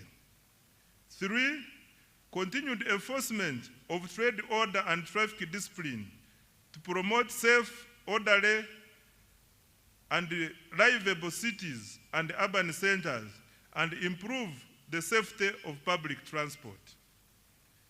4, strengthening governance, oversight, and performance of state-owned enterprises. 5, strengthening allocative efficiency by prioritizing high-impact investments under the ATMs and the enablers, while eliminating wasteful expenditure. To this end, as guided by His Excellency the President, state-funded celebrations on public holidays will be suspended except functions on religious holidays. Going forward, public holidays will be observed without official ceremonies. 6, centralizing the management of counterpart funding under the Treasury to safeguard funding for priority projects. 7, implement the contributory public service pension fund to attain fiscal sustainability of the management of pension liabilities for government workers. I now come to the financing of the budget for financial year 2026-2027. The financing strategy for financial year 2026-2027. Mr. Speaker, the financing strategy for financial year 2026-2027 seeks to create additional fiscal space to finance government priorities while maintaining debt sustainability. This will be achieved through, number 1, strengthening tax administration and compliance. 2, introducing targeted tax policy measures to increase domestic revenue.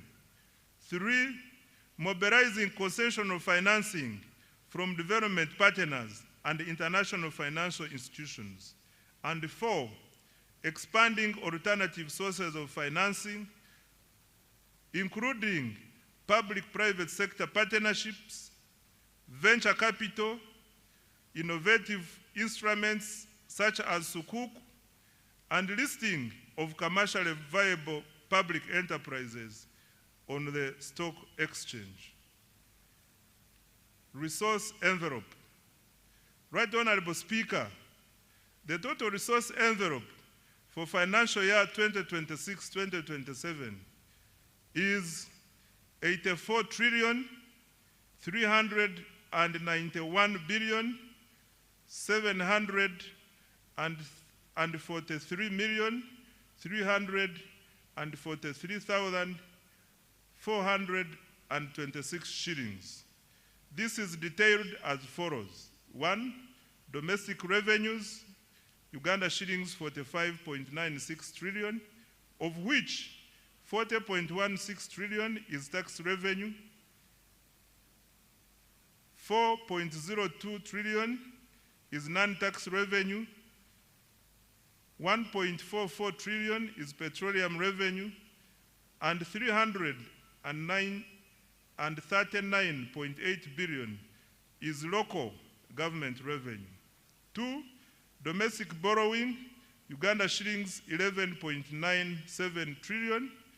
3, domestic debt refinancing is Uganda shillings 13.97 trillion. External borrowing for general budget financing is Uganda shillings 1.22 trillion. And external financing for projects is Uganda shillings 11.27 trillion. Expenditure allocations. Mr. Speaker, a summary of the allocations of the above resources is as follows. 1, wages and salaries, Uganda shillings 9.709 trillion.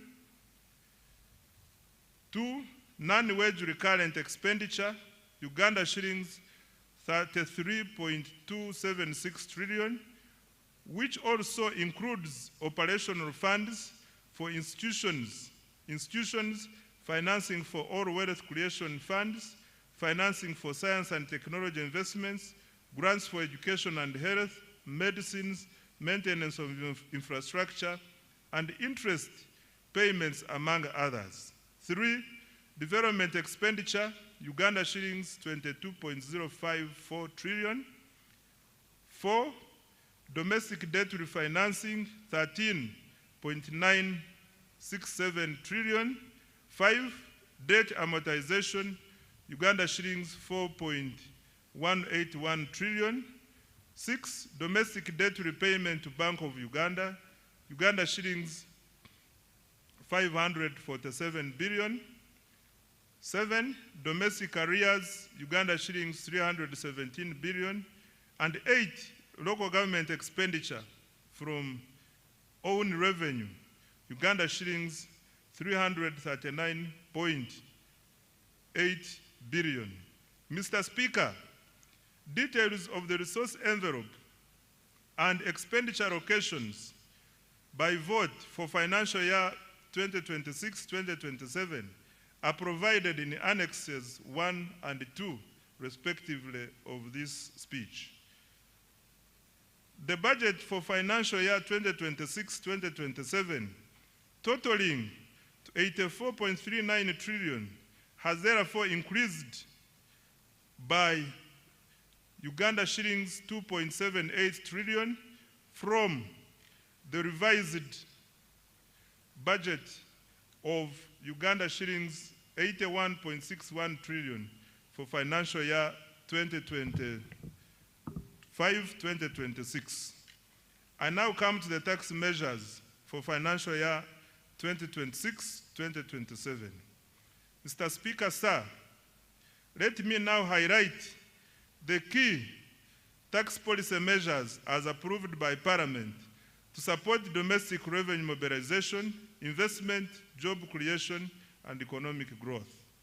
Under income tax, Mr. Speaker, Parliament approved the following income tax measures. 1, extension of income tax exemption for Bujagali Energy Limited until 2032 to support affordable electricity tariffs at an estimated revenue cost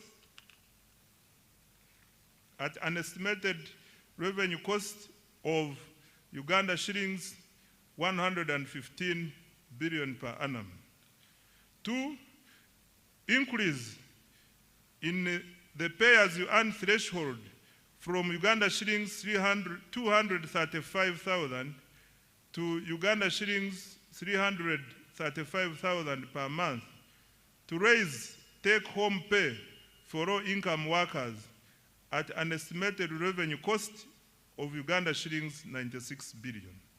3, introduction of a 5% withholding tax on payment of interest to foreign lending institutions to ensure equitable taxation of interest income. 4, provision for individuals to file and pay rental income tax monthly to improve voluntary compliance and reduce tax arrears.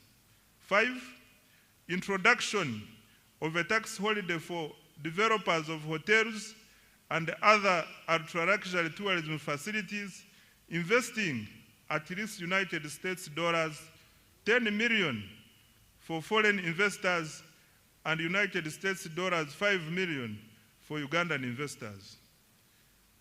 6, equalization of tax treatment of Tier 4 financial institutions by allowing deductions for provisioning for bad debts, thereby reducing the cost of capital. Under value-added tax VAT, Mr. Speaker, Parliament approved the following VAT measures. 1, increase in the annual VAT threshold from Uganda shillings 150 million to Uganda shillings 300 million to ease compliance for small businesses and improve tax administration efficiency. This measure is projected to generate Uganda shillings 349 billion. 2, extension of VAT deferment to inputs used in iron ore processing to support mineral value addition and industrialization.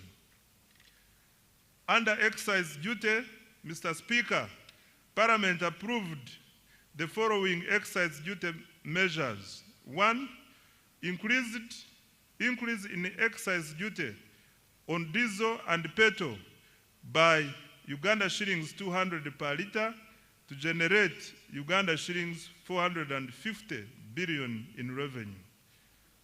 2, increase in excise duties on selected products as follows.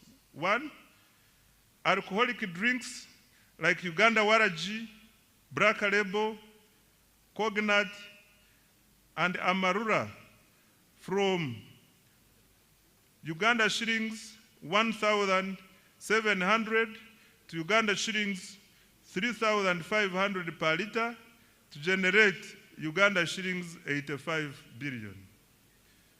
2, motorcycles at first registration from Uganda shillings 200,000 to Uganda shillings 500,000 to generate 26 billion. 3, single-use plastics from 2.5% or US dollars 70 per ton to 25% or US dollars 1,500 per ton, protects the environment and raise 10 billion. 4, cooking oil from Uganda shillings 200 to Uganda shillings 400 per litre to generate 25 billion.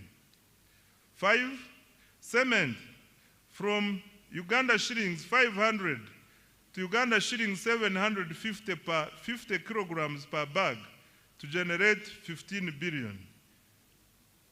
And 6, sugar from Uganda shillings 100 to Uganda shillings 200 per kilogram to generate 25 billion. Introduction of excise duty on selected products as follows. 1, locally manufactured paints and varnishes at 3% or shillings 50 per litre or kilogram, whichever is higher, and imported paints and varnishes at 10% or Uganda shillings 2,000 per litre, whichever is higher, to generate 24 billion. And cooking fat at shillings 500 per litre or kilogram to generate 15 billion. On stamp duty, Mr. Speaker, a modest stamp duty has been introduced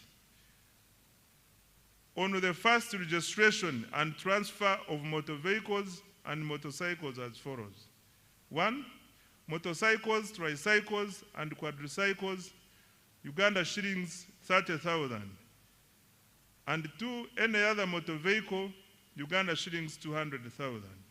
This will generate Uganda shillings 30 billion. Under the Tax Procedures Code Act, Mr. Speaker, Parliament approved the following tax relief measures. 1, waiver of principal tax, penalty, and interest owed by a taxpayer to URA as at 30th June 2016. 2, extension of the waiver of interest and penalties outstanding as at 30th June 2025, provided the principal tax is paid by 30th June 2027. On external trade, Mr. Speaker, Parliament approved an increase in environmental levy on imported used clothing from 15% to 30% of cost insurance and freight, CIF value, to support local manufacturing as well as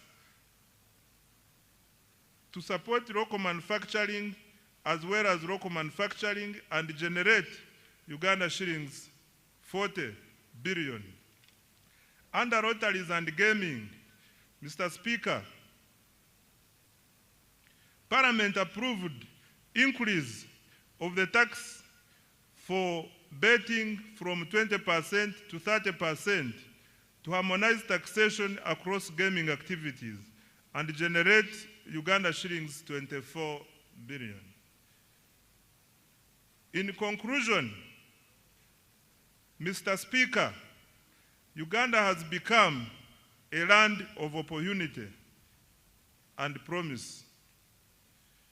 Our economy has expanded to United States dollars 69 billion and is projected to grow at a double-digit rates driven by strong export performance, fast oil, and sustained wealth creation interventions. More importantly, this growth is increasingly translating into jobs, higher incomes, and better livelihoods for Ugandans. Investor confidence is rising, and the Ugandan diaspora is responding with increased remittances, investment, and active participation in our transformation. This budget aims to accelerate the attainment of the tenfold growth strategy. Government has allocated 99% of discretionary resources to the ATMs, i.e. agro-industrialization, tourism development, mineral-based industrialization, and science, technology, and innovation, and their key enablers. This budget prioritizes production, productivity, value addition, exports, and job creation. I invite the private sector to take full advantage of these opportunities to create wealth. The budget launches Uganda into the Chisanja No More Sleep. The budget launches Uganda into the Chisanja No More Sleep. Every Ugandan must actively engage in wealth creation, and every leader must be accountable for transforming households and communities. I want to repeat this. The budget launches Uganda into the Chisanja No More Sleep.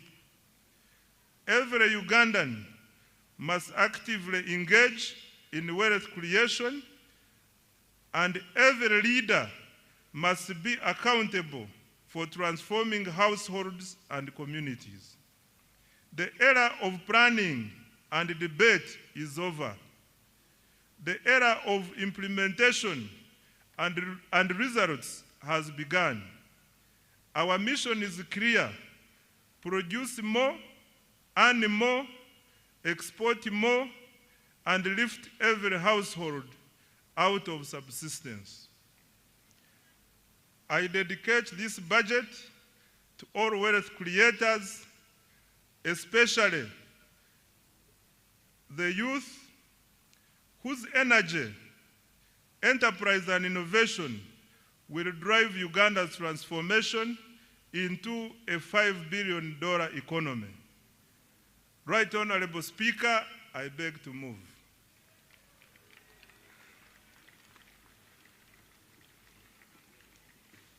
Thank you very, very much. I was wondering what you were drinking. I realized it was Uzima water that gave you extra strength.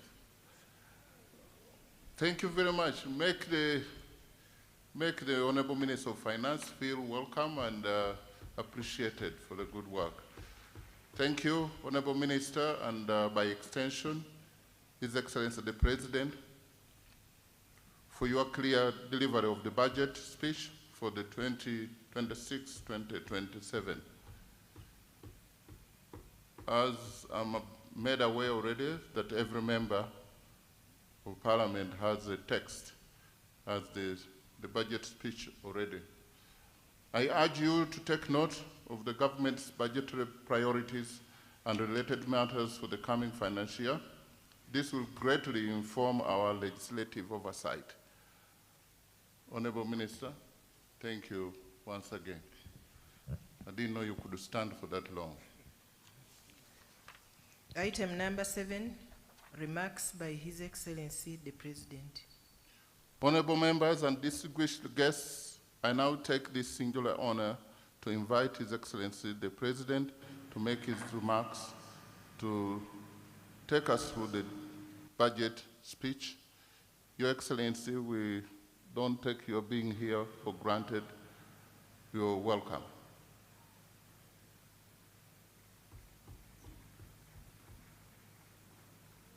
If you really want to stamp your feet, please do it. You have the permission of the chair, of the speaker. Thank you. Her Excellency the Vice President, thank you so much. Her Excellency the Vice President, the Right Honorable Speaker of Parliament,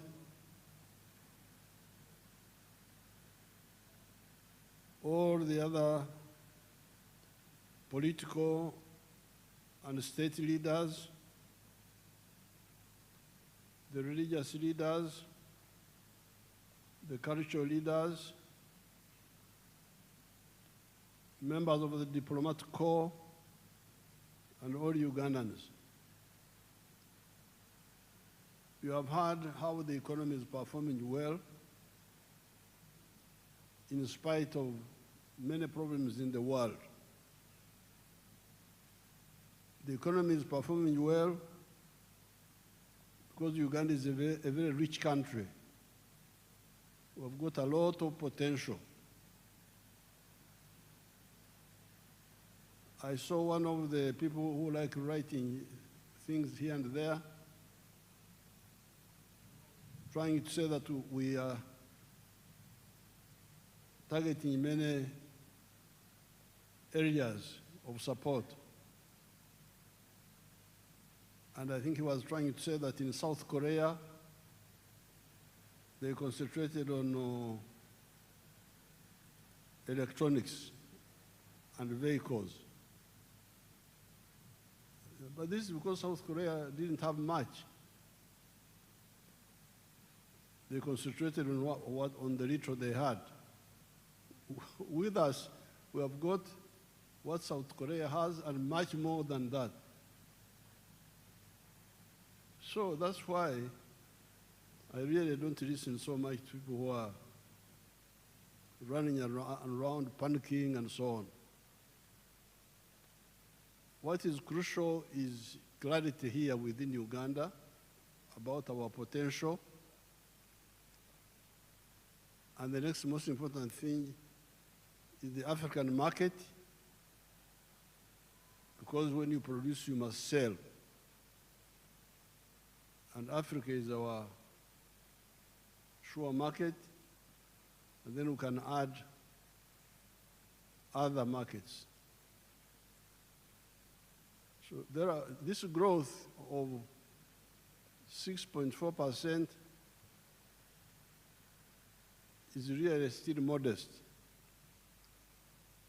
As you heard, next year, the growth would go to 10.2% because of the petroleum.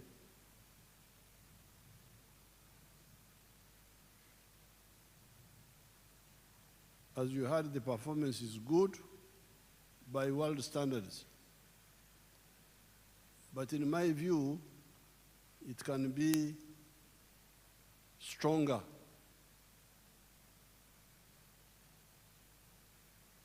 I have been, I'm from the communities of this place, indigenous communities here, and I've been following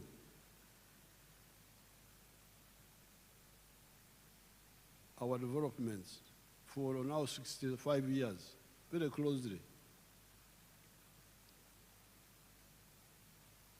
But what you need to know is that the aim of the NRM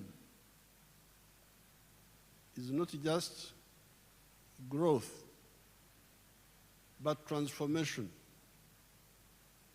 socio-economic transformation. It is now, but before I talk about other things, I want us to solve this little problem of Ebola. Ebola is a very simple disease. It is not like Corona, as I said last night. Corona was very dangerous because it was spreading by breathing, which meant that if you saw, the other time I got Corona from you people in Chankwanzi, when I took a group photograph with you people without my mask. I got Corona. And I was here for 21 days sitting in the house. So Corona was really dangerous. It was spreading by breathing. But this Ebola spreads only by contact. And contact, close contact with the sweat, with the vomit if they vomit, with the blood, sexual, kissing, saliva. When the person is already sick, not showing symptoms of sickness. So therefore, really, it can be stopped. We just need to get rid of the carelessness. As I told you last night, we have had 19 cases so far. 14 from our brothers in Congo, 14 of them who came. 2 died. But those who came early, 4 of them have already recovered, the Congolese. 4 have already recovered and been discharged.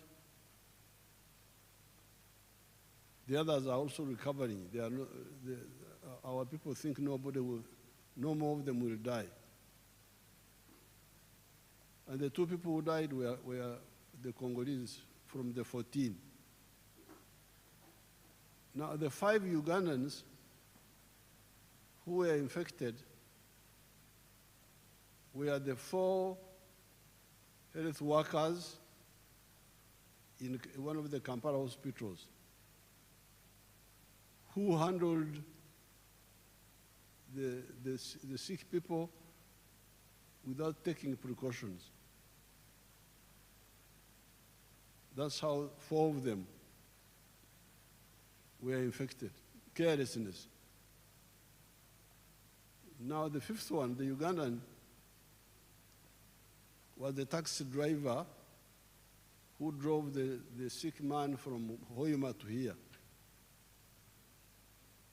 I don't know whether he was greeting him or what, because just driving, if he sits in his chair and you sit in yours, why should he infect you? But fortunately, that driver has now recovered. So of the 4 who recovered, 4 of the 5 who recovered, 4 are Congolese, 1 is a Ugandan. And the 2 who died were all our Congolese brothers. So, and in the last 5 days, there's been no new case. This is very simple. I'm really, I don't like people who don't take life seriously. Because if you want to achieve what you want to achieve, you must be very serious with your life.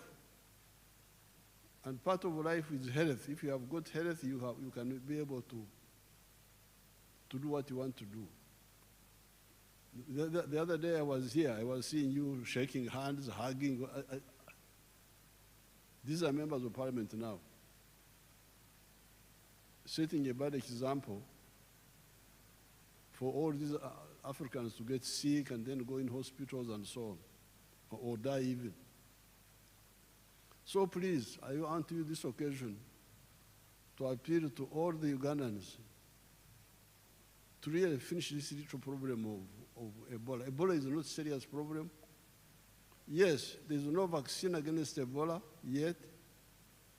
There's no direct medicine, but it is very easy to avoid, number 1. And number 2, even when you get infected, if you report early by controlling the temperature, by controlling the rehydrating you when you vomit and sweat, you can recover, like these people have recovered. So let's I appeal to all Ugandans to solve this little problem. Our brothers and sisters in Congo were coming through the borders. We stopped the buses and passenger vehicles. We only allow cargo, lorries and petrol tankers and so on. But people were coming through the border, the Panya. That's why we have discussed with the Congo government, and they have allowed us to work with them to open medical stations inside Congo near the border and announce, invite our Congolese people, anybody who is sick, come here, don't try to go to Uganda. Because when you go to Uganda, you waste time, you lose time, come here, this is nearer, and we are doing the same here as we are doing in Uganda. So we hope to finish this little problem of Ebola. But you need to set example, shaking hands, hugging.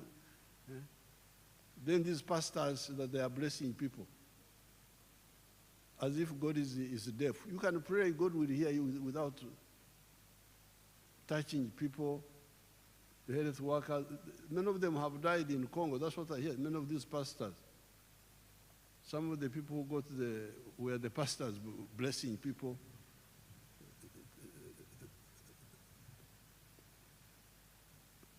Now, coming to the budget, you need to get the strategic picture clearly.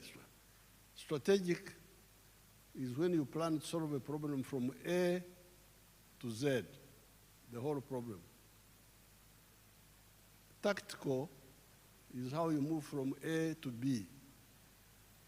Now, the strategic aim of the NRM is to transform Ugandans. And I want to put it to you that it has taken a bit too long, although we have done well, but we could have done better. I was counting the years. It is now 132 years since the British came here. 132 years. The British came here in 1894 when they introduced their government here. Europe had started modernization. Capitalism had started. The money economy we are talking about. had started. It is now 132 years from 1894. The British were trying to involve our grandparents and our great-grandparents into the money economy, and our parents. By 1962, only 9% of the homesteads were in the money economy. After almost 70 years, only 9% were in the money economy. 91% were still in the Okore Chidachonka. And I can testify because I'm from Ntungamo. Ntungamo, all of us were in the Okore Chidachonka. There was not a single one who was interested in money. I know houses one by one. Now, when we were in the bush, we studied this and we put out our document, 10 points program. And point number 5 was on this very point. Please build an economy which is independent, integrated, self-sustaining, meaning, implying, join the money economy. When we came, we started. But when I checked, in 2013, you can imagine, only 32% of the homesteads had joined the money economy. That's how we involved the UPDF. General Saleh, please come and beg these people to join the money economy. Take seedlings to them, free seedlings. Go and beg them. Kulala, they are asleep. Then Saleh did his best. Now recently we have added PDM. But with all this, it's now 67% of the homesteads who are in the money economy with some chibaro. 33% are still refusing to join the money economy. So this is the challenge. That's why we are saying, please, I'm really saying now, no more. We can't go on like this. And this is the work of the leaders. The leaders, the Banyankore say, Amushogomfu, no more koreire. The eyes of the dead body are the eyes of the one who's carrying the dead body. If the one who's carrying the dead body falls in the pit, the body also will fall in the pit.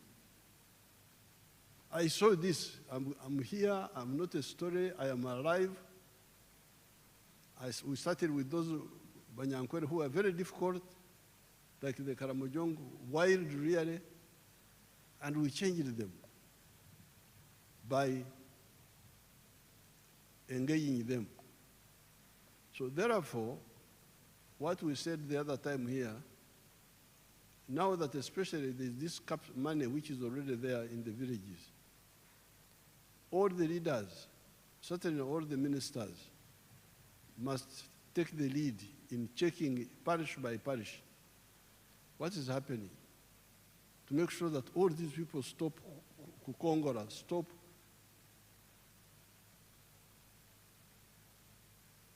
cheating us. We work, they don't work. They are there, but they want services. They want medicine, they want education, they want security, but they don't contribute. They're just sitting there in their homes and not engaging in the money economy. So although we have done very well, this very good performance the minister is talking about is by the 67% now.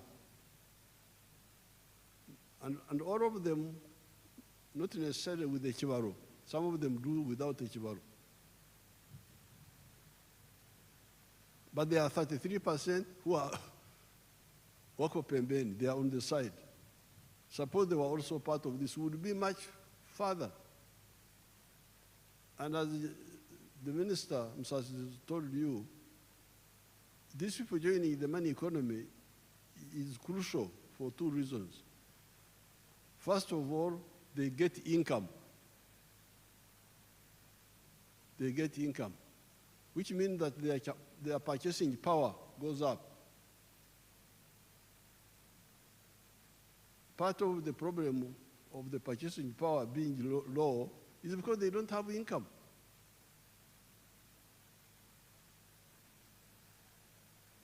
I am a wealth creator. I produce milk. But if you look at the figures, the production of milk is now as I was saying the other day, 5.4 billion liters. But the internal consumption here is only 800 million liters. So that's why you hear we say there's too much milk in Uganda, we must export. But this is an artificial situation because with 48 million people, if each one was drinking the milk he's supposed to drink, 210 liters per year, so that you keep mouth in your teeth, you keep your bones, would need 9.6 billion liters of milk. What we are producing now would not be enough. So we are saying there is surplus milk because there is underconsumption. Why is there underconsumption? Because people have no money. They can't buy. The per capita consumption now of milk is now 60 liters. 1/3 of what a human body needs. But this has gone up because in 1986, it was 18 liters. You can imagine. That's why people have no teeth in their mouth, blah, blah, blah, blah, because the teeth have gone out because they don't have enough calcium. So therefore, this budget is no more Kongora.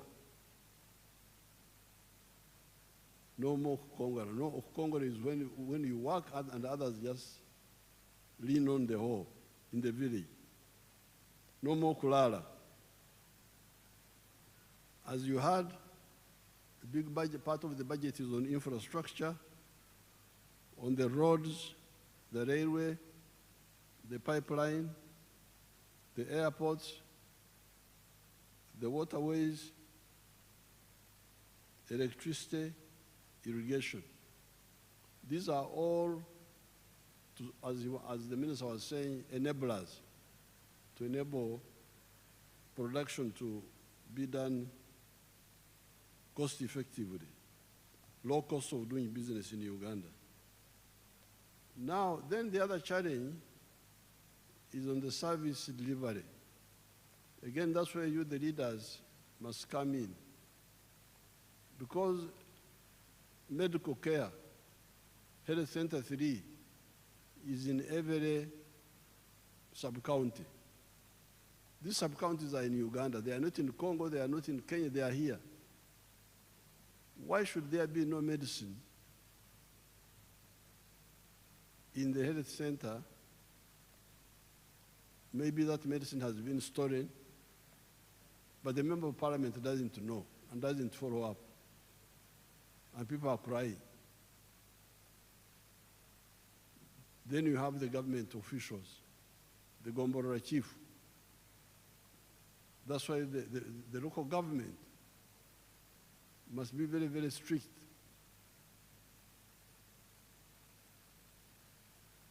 The Gomborora chiefs, what are they doing? The GISO, there's somebody called the GISO. Have you heard of somebody called the GISO? He's also there. Drugs are being stolen, GISO is there. This is what I can no longer tolerate.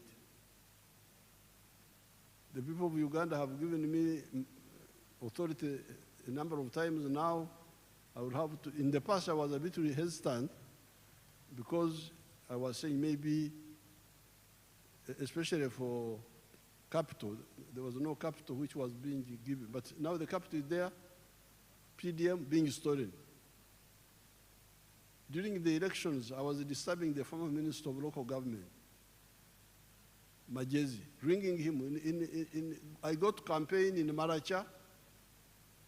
Instead of campaigning, people are saying, they have stolen our PDM money. I go from campaign now to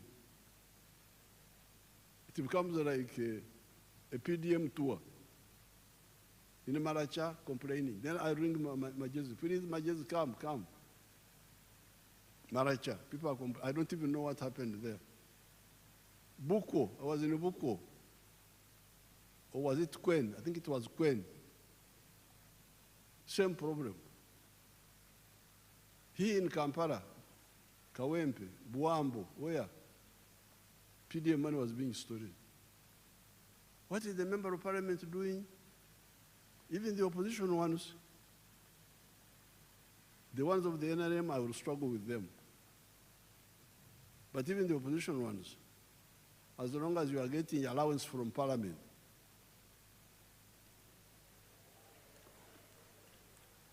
and you don't go to check what is happening, I will ask you, the Attorney General, to see how I can deal with you also. Because if you don't want to monitor, don't take the allowances. Say so, go to the clerk, but then why should you get a salary in the first place?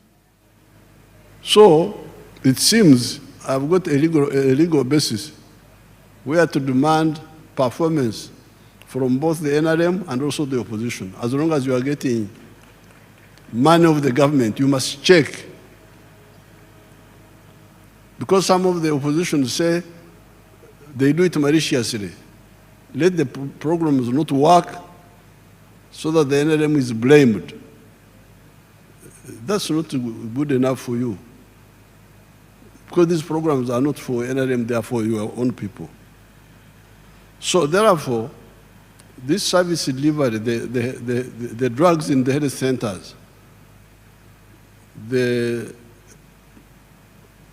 justice, corruption, security, law and order, the infrastructure of leadership is there.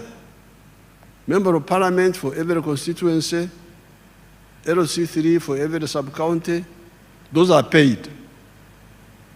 The ones who are not paid, I don't blame them so much. The LC2 is not paid, so I don't have to blame him.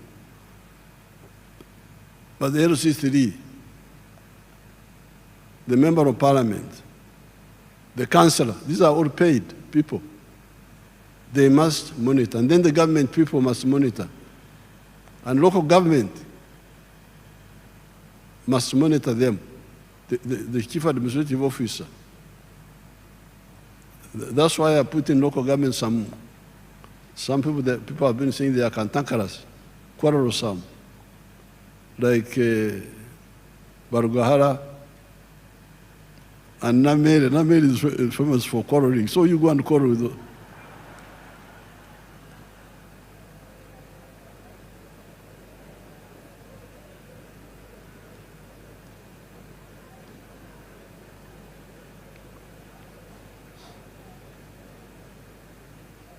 Because when I went to Masaka to defend Namere, because I had to go there, say, "Uyu mwana baba mkuza batia, tana mpisa." I said that, but if the lack of mpisa is to, because in Uganda, if you say a thief, and you say you are a thief, tana mpisa. They say you should have kept quiet, the Mpisa. This is how you are going to destroy the country. So please, both for economy, but also for service delivery, the leaders must do their work. Fortunately, we are going to get, apart from this money which Musasizi is getting from all those taxes, we are going to get also the oil money. The government will be getting an extra $1.5 billion per year as its share of the government money. Now I'll discuss with you how to save this money first of all, to create a sovereign fund so that it can earn money, Because that's how some countries like Norway have used their money very well. Instead of using it to buy perfumes and so on,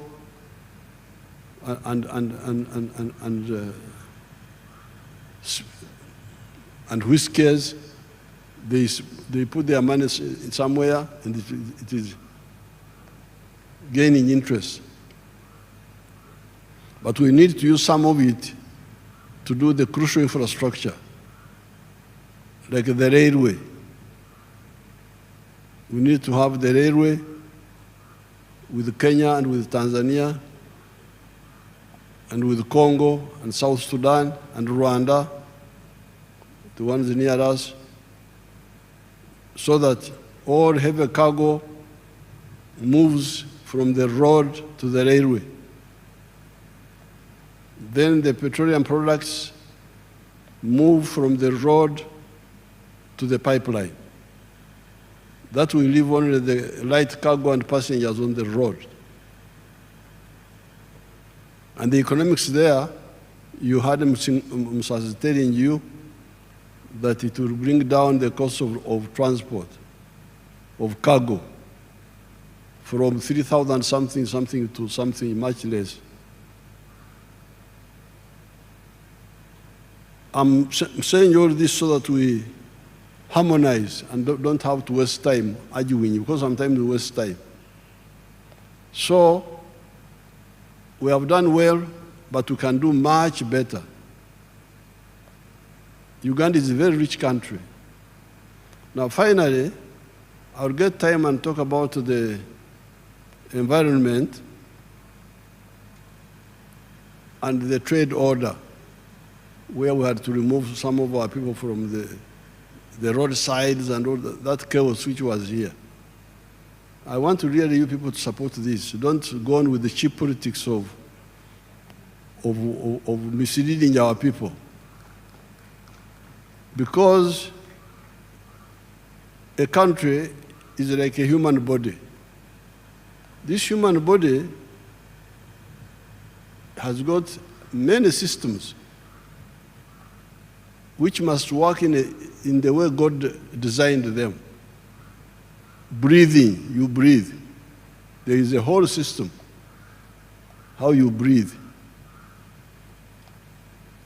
Blood circulation, there is a whole system of how the blood circulates. Seeing, there is a whole system how you see. Hearing, there is a whole system of how you hear. Each system is separate but coordinated by the command post, the brain. Eating, the whole system. Diverse, specialized, but coordinated. Now you cannot say that because I want to eat, I put the food in the ear. I put food in the ear that I want to put food in the ear. Or in the nose. No, the nose is not for food. Sometimes when you are in the hospital in a bad situation, they can pass for sometimes some of the food through the nose. But you can't stay like that for long. Food must be through the mouth and the throat and the stomach. The nose is for breathing. The ears are for hearing. This is how the country is. The road is for vehicles, and the sidewalks are for passengers. Can't you see that?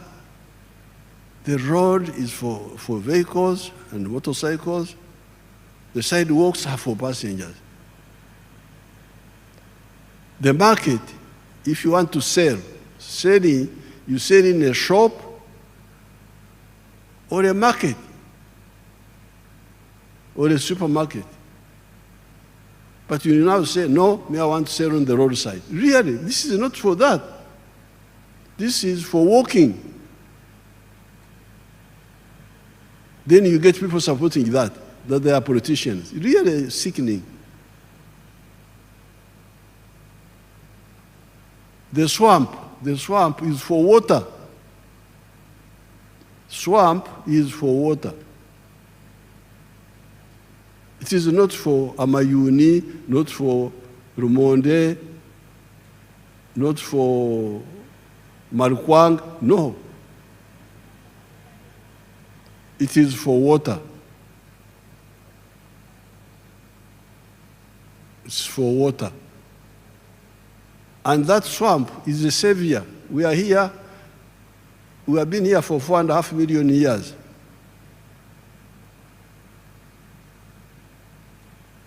And these things came recently, the permanent buildings, vehicles. What was sustaining us were our swamps and our forests. Even when our level of science was very low, not so much, the swamps and the forests kept us here, and the grass. Now you want to destroy that, and you say you are a Ugandan? No. What are you looking for in the swamp? Swamp is for water. When the Chinese came, they misled some of our people to grow rice in swamps. This was see how the swamp should look like. That's a real swamp. Papyrus, water, that's how it looks like. The way God created it. And we can use it like that. So therefore, this turning upside down, wanting to eat through the ear, through the nose, not through the mouth. You put food in your eye that you are eating. This is suicide. Even this Ebola you are talking about, why didn't we have Ebola in the past? I had never heard of Ebola. We had other diseases, but we have never had, historically, I've never had, except recently. And I think it is because people are invading the habitats, part of the problem, the habitats of these animals in the forest. Show them the picture of Nabanja, how Nabanja was saving Bugoma forest. They showed it a bit here. See how criminal these people are, the ones you are defending. Bugoma forest. They were showing it here, to put it back again. You see how, see how, what damage they have done. That is, you see these criminals now. Look at the trees they are destroying. These are the people you are defending. What good are these? Whose interests are they serving? These are enemies of Uganda. But I will get time and write something on that. So for now, please let all the political leaders take the lead in getting our 33% of the people who are outside the money economy to join the money economy, do so with the Chibaro, then we deal with the others, value addition and so on, like the minister was saying. I thank you and I wish you good luck.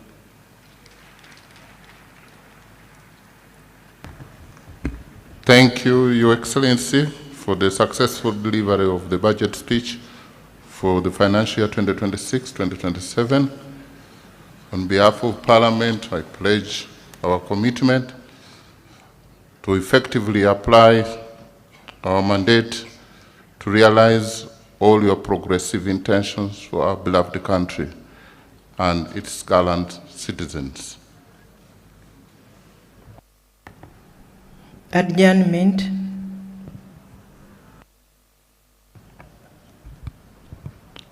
I once again want to thank you, Your Excellency, and all dignitaries for gracing this year's budget speech. I pray, may God bless you all. May God bless Uganda.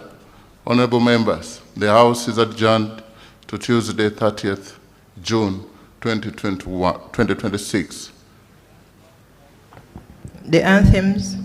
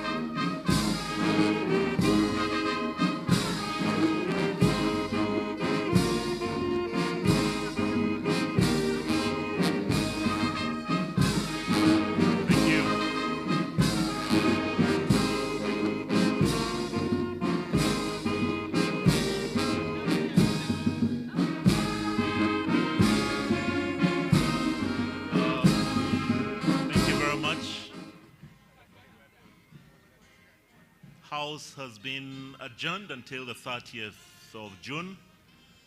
Honorable members, we ask that you kindly remain in your stead. Transport has been organized for you to drop you back at Parliament, and the transport is to the left-hand side of the main tent, close to the main ceremonial dais. So we'll kindly ask that you remain there as we wait for the departure from Kololo of His Excellency the President. The Right Honorable Speaker and Deputy Speaker of Parliament have been joined by the Vice President, the Prime Minister, and the Service Chiefs to see of His Excellency the President. His Excellency has already been thanked, as has the Minister for Finance, for the delivery of the budget speech for the financial year 2026-2027. So His Excellency is now coming to bid farewell to the receiving party, led by now the Vice President, the Speaker, the Deputy Speaker, the Prime Minister, the Minister of Finance, the Clerk to Parliament, Parliament officials, and the Service Chiefs from the UPDF, the Police, and the Uganda Prison Service. And His Excellency is now waving his farewell to the members of Parliament before he departs.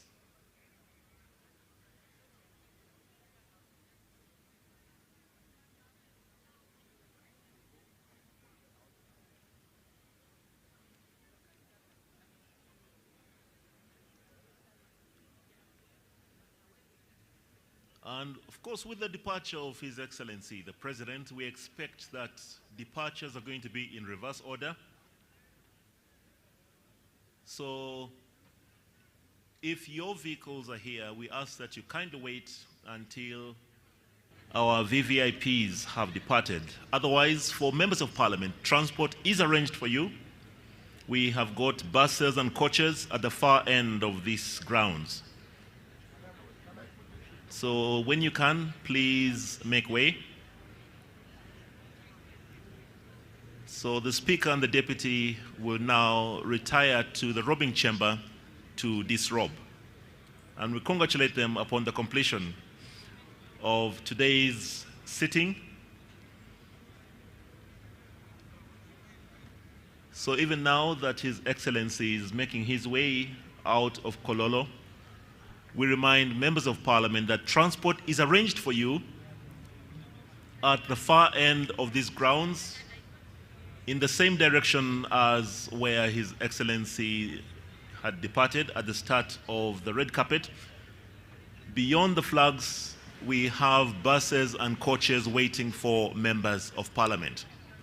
To all our service providers who have ensured that we had a successful day here, to all the staff of Parliament who committed a lot of time and effort to make this day a success, to the different bands, the police and the prisons band, and everybody else who contributed to make this day a success, we thank you very much.